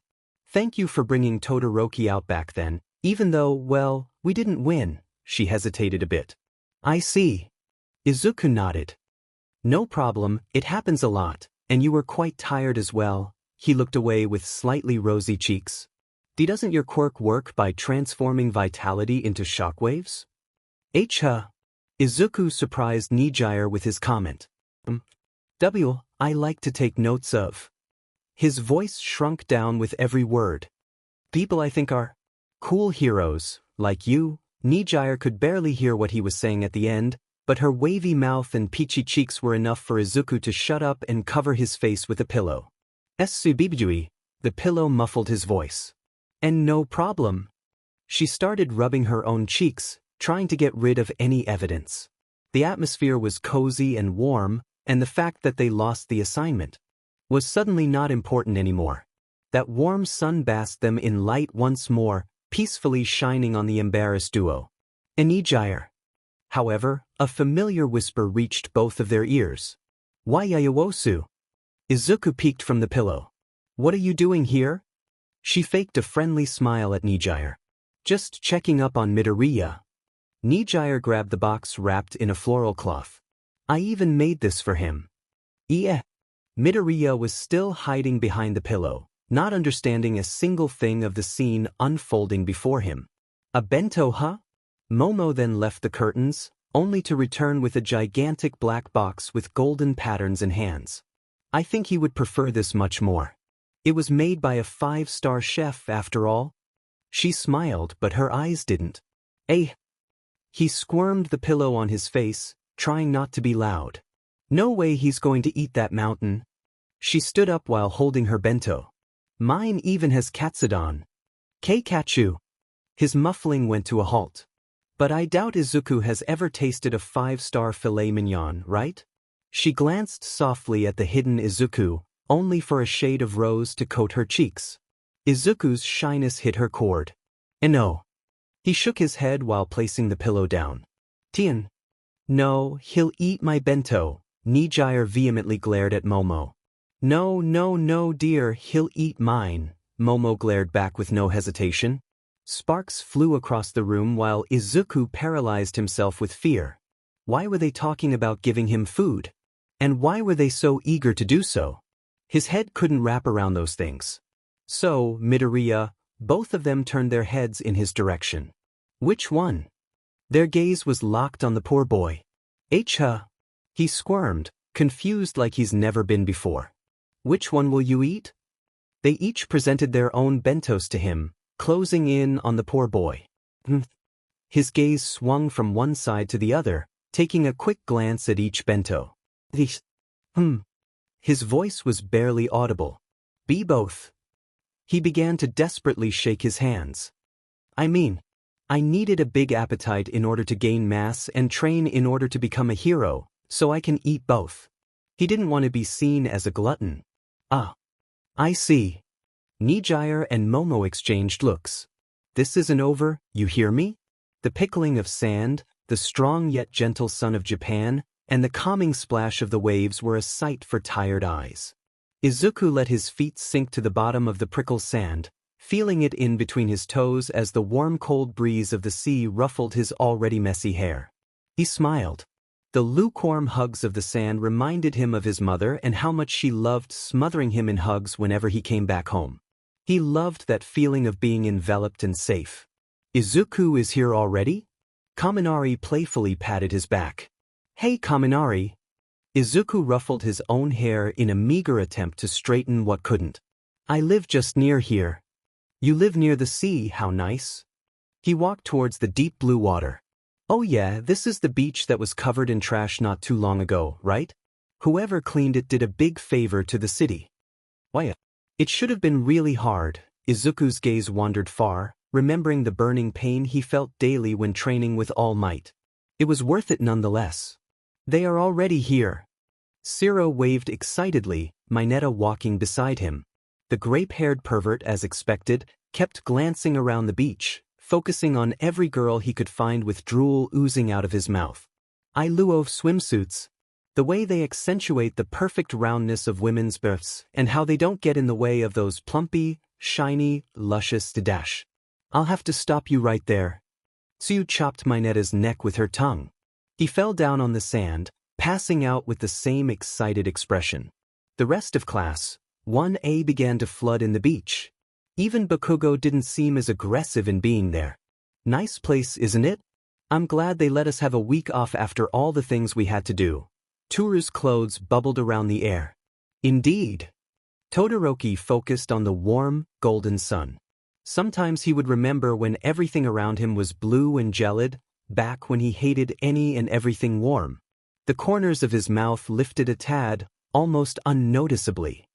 He looked back, only to see more and more classmates beginning to appear as the ones in charge of bringing the necessary stuff for the previously planned barbecue started to prepare the area. They managed to find a good place to rent in the beach. An open room with the basics they needed for the barbecue. Izuku sat down in one of the two big benches of the open room, sprawling his arms across the long, prickly wooden table. He sighed, tired from overworking in this past few weeks. His eyes kept gliding through his classmates, observing them with softness. The girls wore clothes over their swimsuits, waiting for everyone to arrive in order to swim, while most of the boys were shirtless, only wearing their trunks. The only exceptions for the boys were Izuku, Todoroki, and the no-sheets given Bakugo. When will the big three arrive?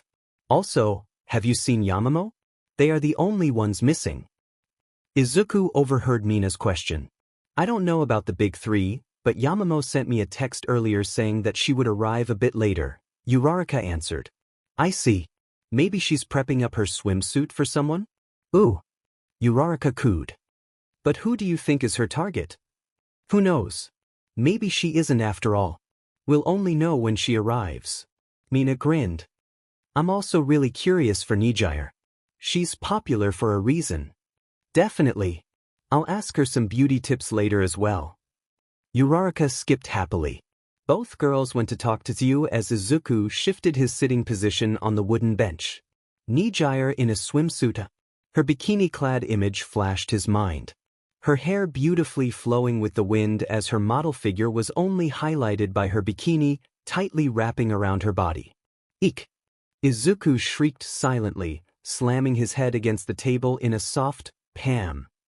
He couldn't do something so dirty as thinking about her in a bikini, something so pervy as imagining each and every curve. Izuku covered his jittery face. He couldn't let anyone see his warm and rosy cheeks. It would be too much for him. No. I'm not a pervert, I swear.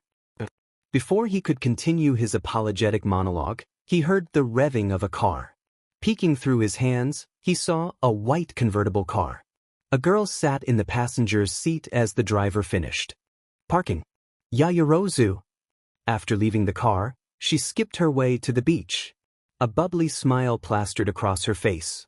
His rosy cheeks turned into flames as she went closer to their classmates.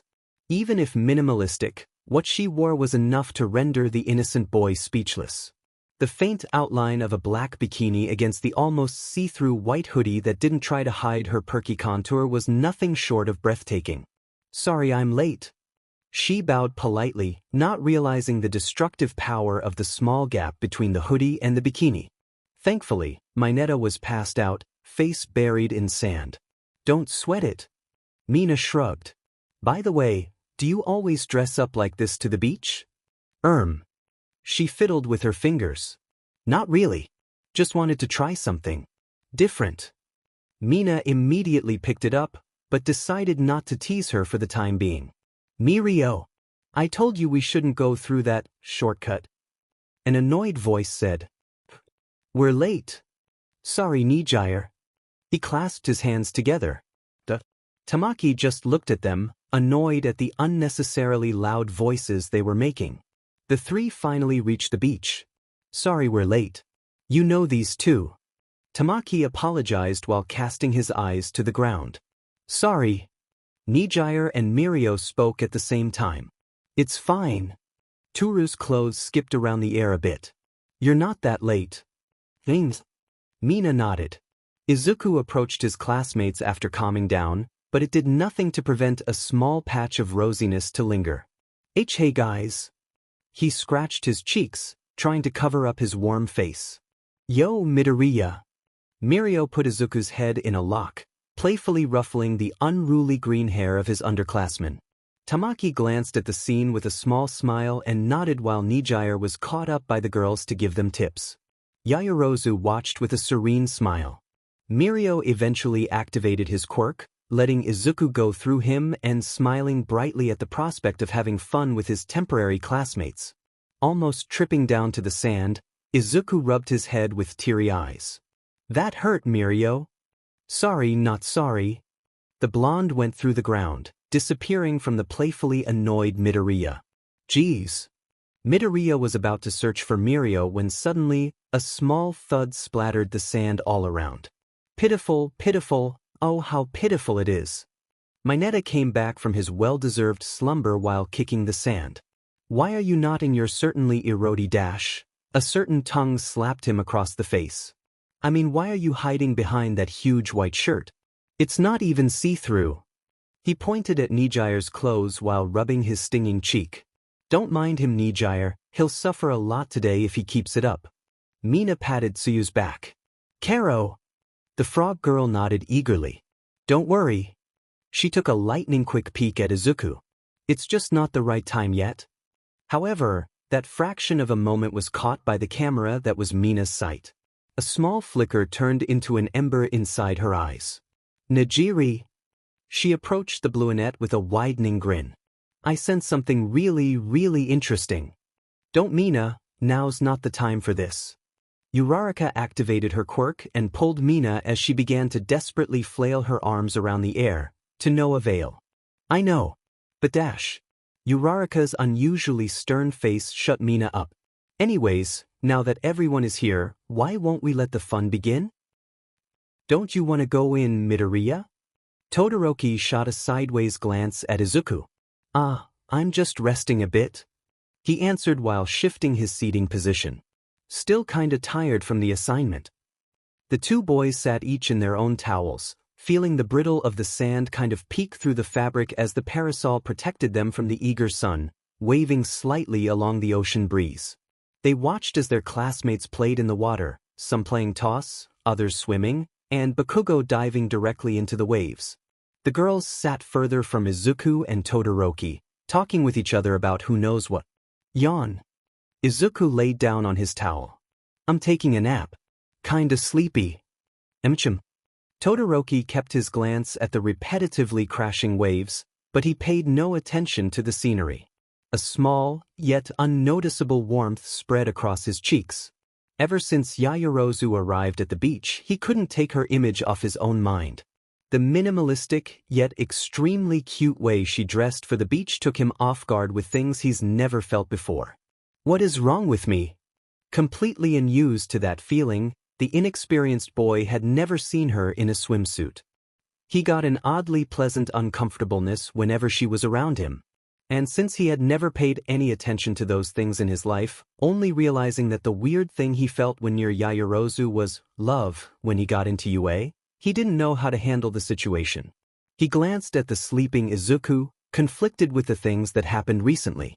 He felt gratitude for Izuku, the final driving factor for his gears to continue spinning, giving the final push Todoroki needed in order to change.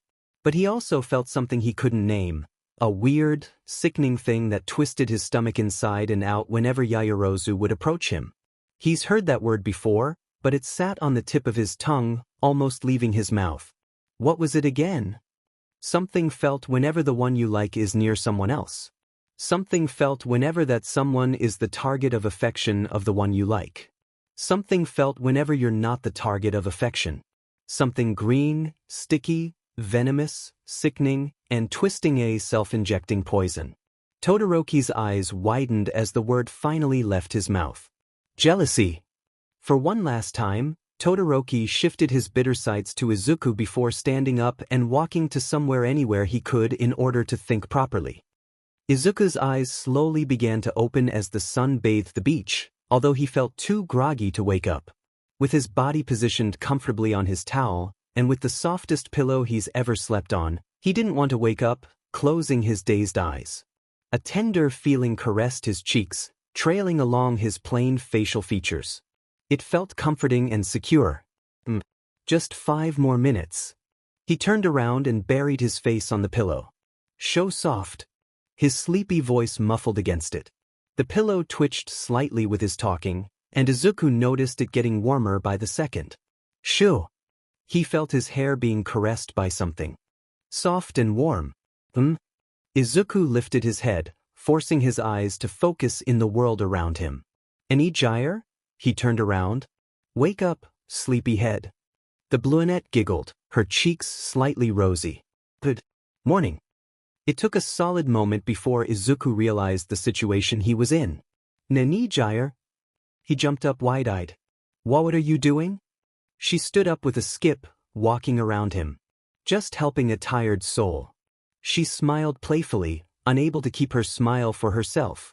Was the lap pillow any good? Izuku desperately covered his face with his hands, trying to conceal his own embarrassment. Why yeah? He whispered, unable to muster a clearer voice. Nejire wasn't afraid of being forth with her own advances, not really caring that they were in public, and unaware that Mineta and company kept giving Izuku knives for stares. Nejire, what are you doing with him? Yaoyorozu got in between Izuku and the brunette, who was way too close and personal with him. I was just making sure he wouldn't wake up with a sore neck. Just caring for a classmate, right? Nejire said with no hesitation, just as if planned. Who are you trying to fool? Izuku tried to understand the situation, albeit wanting to throw himself out of there with pure embarrassment. He wasn't stupid, though he immediately discarded the, they like me, that's why they're doing this answer, since he could not fathom 2 girls fighting for him. That didn't happen in real life, so what would make it happen to him, of all people? What are you eek? Izuku wanted to turn around from what he saw, but all he could do was to yelp in embarrassment. With a grin, Nejire grabbed the hem of her opaque white shirt and slid it off slowly. I feel like swimming all of a sudden. As the shirt dragged across her skin with tenderness, her pristine, unblemished skin was met with the dainty breeze of summer. It was just like slowly peeling a fruit, only to be met with a succulent, sweet interior. Her celestial blue strands crashed down on her body, almost blending in with the strokes of blue that smeared across each part of her pearl-white bikini. After throwing the shirt onto the towel, she turned around in a swirl and stopped right in front of Izuku, gazing at his halcyon green eyes with a tinge of venom. She was the ballerina, and he was the sole crowd. Hee. Nejire enjoyed the sight of Izuku's face stained in sizzling red. In one final dare, and in a sweep motion so quick the boy couldn't do anything, she grabbed Izuku's arm and tightly wrapped her body around it, pressing her 2 happy mounds onto the boiling broccoli. Eek. He couldn't even form proper sentences anymore. How's that, Nejire already felt like she won. The raven was about to burst, fuming like a locomotive.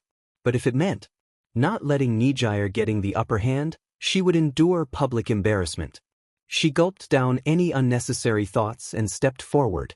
Like a crow snatching its prey, Yaoyorozu grabbed Izuku's other arm and pressed herself against it, confident that she wouldn't lose against Nejire.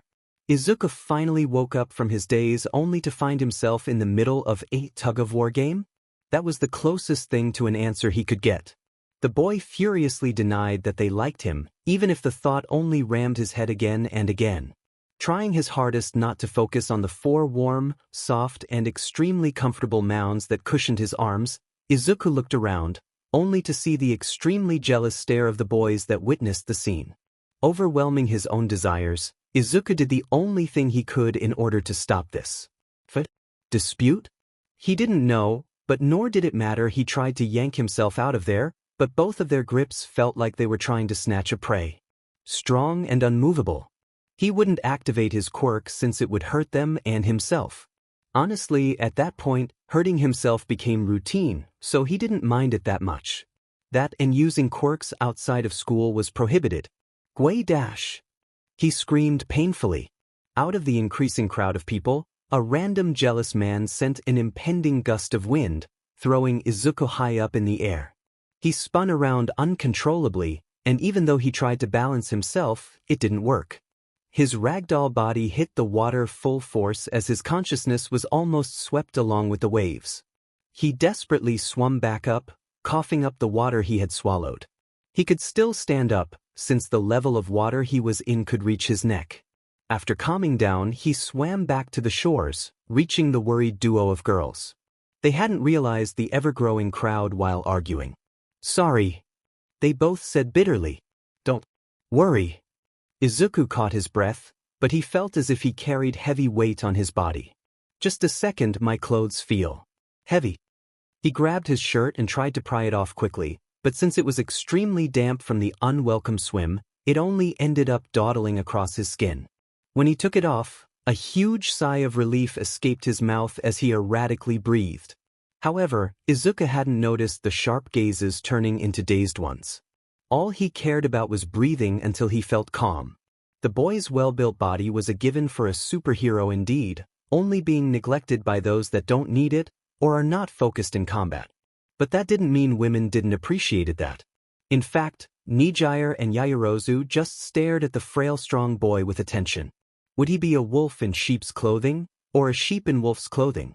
Izuku needed another moment before standing up completely, leaving his muscles out in the open for everyone to see.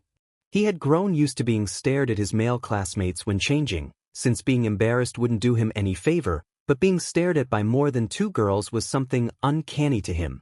He felt exposed, naked to everyone. It was just like the time he had first presented a work to class. He felt as if those stares were daggers being pointed at him, not really thinking about the intent. Well, not feeling so goodbye. Izuku chanted his magic despairing spell and sprinted out of there. Nejire and Yaoyorozu kept staring at where he was, dazed. It wasn't the first time Nejire saw him topless, but it had the same effect nonetheless. Double damage for Yaoyorozu, who had never seen him shirtless before. After that, Izuku reappeared for the barbecue and ate while avoiding eye contact with the two girls. A warm blush plastered across his face as the rest of the day passed. It was definitely a day he'd remember for a long, long time. Izuku plopped down on his bed after a long day of school. He didn't even bother to organize his room. All he wanted was to lay down, melt into his fluffy mattress, and find whatever shred of solace he could. But the comfort of his own bed didn't relieve the ever-growing pain that permeated his chest. "Why is it so hard?" he muttered to himself. After they had returned from the beach a couple of days ago, Izuku had been the center of conflict for Nejire and Momo. They would restlessly compete with each other for a reason Izuku couldn't comprehend. Or at least that's what he's been telling himself over and over again ever since he had to eat 2 bentos at once. Ever since he dared to consider the mere possibility of being the target of someone's love. What should I? Ever since he was young, Izuku had been the target for harsh words and ignorance. Sometimes he even had wished that he could just go home, ignore the class, and cry. Every time someone looked at him, it was either out of pity or out of spite. And as time passed, such things ended up scarring Izuku. He couldn't see himself as something other than a stepping stone for those who held power, nor could he see himself as being worthy of anything. Whenever he would look in the mirror, all he would see was an image of the scrawny middle schooler with disgusting freckles. A weak, pitiful excuse for a man. And over time, the occasional self-loathing became so recurring that it transformed into the norm. It was standard for him the fact that he was just plain, and he ultimately stopped hurting himself over it. And even though he had been slowly gaining confidence and assertiveness as time progressed at UA, It didn't change his lack of self-confidence and self-love. He couldn't picture himself tackling romance. Never in his entire life did he think someone would be even remotely interested in him. He was clueless, and it hurt him just to think about this whole situation. I'm not. He clenched his bedsheets. Izuku also didn't know why they liked him. He wasn't handsome, nor did he have an amazing personality. All he had were his unappealing nerdy hobbies and All Might wallpapers. And yet a miracle happened. Not only one, but two girls began to show interest in him, even if in the slightest. Crushed by its own pressure, his heart wept in sorrow. Although any other boy would leap in joy when discovering they were the target of a girl's love, Izuku just fell into a downward spiral of self-loathing. A hole he couldn't get out of. He was a kid stuck in a well. All he could do was huddling himself in a corner, crying while waiting for a help that had never come. Izuku eventually fell into slumber, and slept an empty, dreamless night.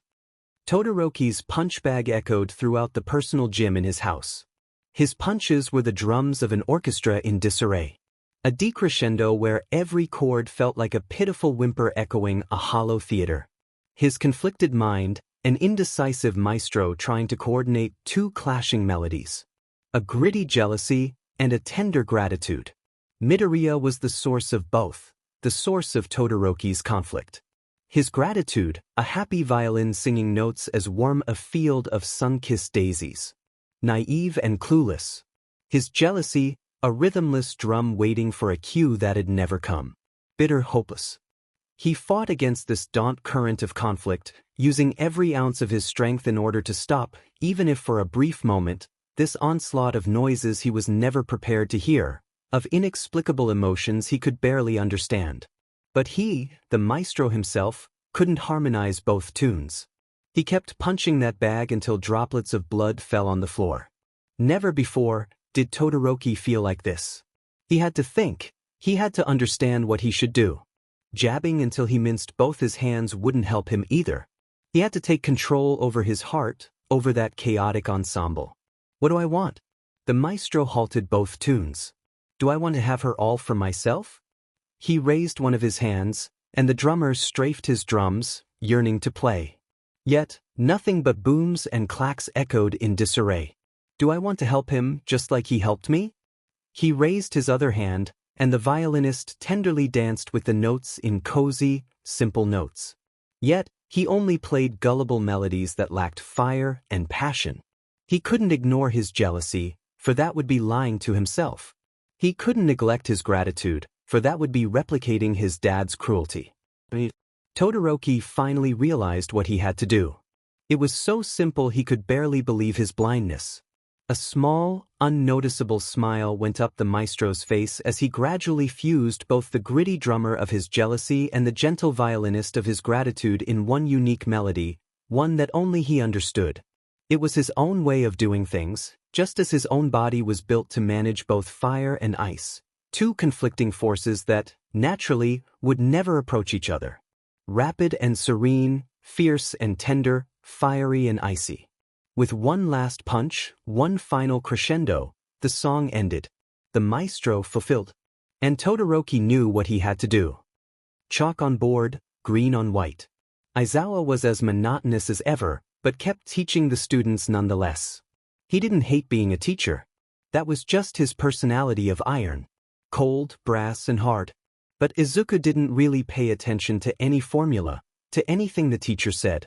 His mind was in autopilot, and he only did the bare minimum to not call attention to his unusual absent-mindedness. Last night wasn't a good one for him. It's not like he had a nightmare either. He just wanted to end all these thoughts and forget about them. Put them in a box and never open it again. Facing either Yaoyorozu or Nejire would just burden him more. He couldn't bring himself to look at them, to lock gazes. Eyes are the window to the soul, a cliched phrase, but accurate nonetheless. Head lowered, Izuku kept writing and writing. Well, he didn't really know at the moment, but it was the only thing he could do in order to run from these things, even if for the tiniest bit of time. Re-thing. The bell called and his classmates began to leave the classroom. Soon, it was just him and a handful of students. He packed his bags and walked out of classroom, into the corridors of UA. Some say those corridors are a huge palette of colors, filled to the edge with the craziest quirks and a whole lot of unique people. Winged, horned, blue, red, big,